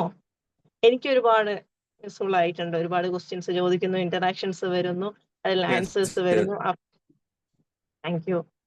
At the end of the session നമുക്ക് കിട്ടുന്ന ഒരു സാറ്റിസ്ഫാക്ഷൻ ഉണ്ട്. അത് നമ്മുടെ ഓഡിയൻസ് അത്രത്തോളം നമ്മുടെ ആക്റ്റീവ് ലിസണിങ് ഉണ്ടെങ്കിലും നമ്മളോടുള്ള ഇന്ററാക്ഷൻ എങ്ങനെയാണോ വരുന്നത്, ക്വസ്റ്റ്യൻസ് എങ്ങനെയാണ് ചോദിക്കുന്നത്, നമ്മൾ ഇത് എത്രത്തോളം നമ്മൾ നമ്മൾ വിചാരിച്ച കാര്യങ്ങൾ നമുക്ക് പറയാൻ പറ്റിയിട്ടുണ്ട്. നമ്മൾ ജസ്റ്റ് പറഞ്ഞു നിങ്ങളത് കേട്ടിരുന്നു എന്നുള്ളത് കൊണ്ട് മാത്രം കാര്യമില്ല. അങ്ങോട്ടും ഇങ്ങോട്ടും ഈക്വലി റെസ്പോൺസ് വരുമ്പോഴാണ് നമുക്ക് ഇതൊരു എഫക്റ്റീവ് ആയിട്ടുള്ള ഒരു സെഷനിലോട്ട് വരിക. അപ്പൊ അത് തീർച്ചയായിട്ടും നിങ്ങളുടെ ഭാഗത്ത് നിന്നും ഉണ്ടായിട്ടുണ്ട്, ആക്റ്റീവ് ആയിട്ടുള്ള ലിസണിങ് വന്നിട്ടുണ്ട്. അപ്പൊ അതുകൊണ്ട് തന്നെ മൈസെൽഫ് പേഴ്സണലി ഞാൻ ഒരുപാട് സാറ്റിസ്ഫൈഡ് ആണ്, ഹാപ്പിയാണ്. Thank you for the wonderful feedback and active listening. നിങ്ങൾ എല്ലാവരും ഈ പറഞ്ഞ പോലെ വർക്ക്ഷോപ്പിൽ ജോയിൻ ചെയ്യുമെന്ന് ഞാൻ വിശ്വസിക്കുന്നുണ്ട്. വിശ്വസിച്ചോട്ടെ. ഒരു ലൈഫ് ട്രാൻസ്ഫോർമേഷൻ നടക്കാൻ പോവുകയാണ്. അതിന് നിങ്ങളെല്ലാം റെഡി ആണോ? Yes or no? Yes, yes. Yes. Actually, we are Yes. waiting for in-depth section. Thank you. Oh. നമ്മുടെ ഈ ഒരു വർക്ക്ഷോപ്പിന് വേണ്ടിയിട്ട് ഒരു വർക്ക്ഷോപ്പ് കഴിയുന്നതിലൂടെ ബിഫോർ ആൻഡ് ആഫ്റ്റർ അല്ലെ, ബിഫോർ ആൻഡ് ആഫ്റ്റർ എന്ന് പറയാൻ നിങ്ങൾ തയ്യാറാണെങ്കിൽ തീർച്ചയായിട്ടും വർക്ക്ഷോപ്പിന് ജോയിൻ ചെയ്യുക, ഷെയർ ചെയ്യാം മാക്സിമം എല്ലാവരെ കൊണ്ടും. അത്രയും ഇമ്പോർട്ടന്റ് ആയിട്ടുള്ള ഒരു ടോപ്പിക്കുമായിട്ടാണ് നമ്മൾ വരുന്നത് അല്ലെ, അത്രയും ഇമ്പോർട്ടന്റ് ആയിട്ടുള്ള ഒരു വർക്ക്ഷോപ്പ് ആയിട്ട് വരുന്നത്. അപ്പൊ അത് മാക്സിമം എല്ലാവരും ചെയ്യാം. ഓക്കെ, then തീർച്ചയായിട്ടും മറ്റുള്ള ഇത് റിലേറ്റഡ് ആയിട്ടുള്ള ടോപ്പിക്കുമായിട്ട് അടുത്ത വെബിനാറുകളിൽ സെഷനുകളിൽ നമുക്ക് കാണാം. പെട്ടെന്ന് തന്നെ കണ്ടിന്യൂസ് ആയിട്ട് സെഷൻസ് ഉണ്ടാവുന്നതായിരിക്കും. അതിലും ഇതുപോലെ ആക്റ്റീവ് ആയിട്ട് ഉണ്ടാവും. എല്ലാവരും ജോയിൻ ചെയ്യുക, ഷെയർ ചെയ്യുക. ഇനിയും ഒരുപാട് ആളുകൾ ജോയിൻ ചെയ്യാൻ വേണ്ടി എൻകറേജ് ചെയ്യിപ്പിക്കുക. വൺസ് ഇത് എക്സ്പീരിയൻസ് ചെയ്ത് കഴിഞ്ഞാൽ ഓട്ടോമാറ്റിക്കലി വീണ്ടും ജോയിൻ ചെയ്യും അല്ലെ. പിന്നെ നമ്മൾ എൻകറേജ് ചെയ്യേണ്ട ആവശ്യമൊന്നുമില്ല. എക്സ്പീരിയൻസ് കിട്ടുക എന്നുള്ളതാണ്, എക്സ്പീരിയൻസ് ചെയ്യാൻ പറ്റുക എന്നുള്ളതാണ്. ഓക്കെ, അതായത് നമുക്ക് വൈൻഡ് അപ്പ് ചെയ്യാം അല്ലെ. ഒരുപാട് സമയമായിട്ടുണ്ട്. Thank you so much. തീർച്ചയായിട്ടും അടുത്ത Thank സെഷനിൽ you. കാണാം. ബൈ. Thank U.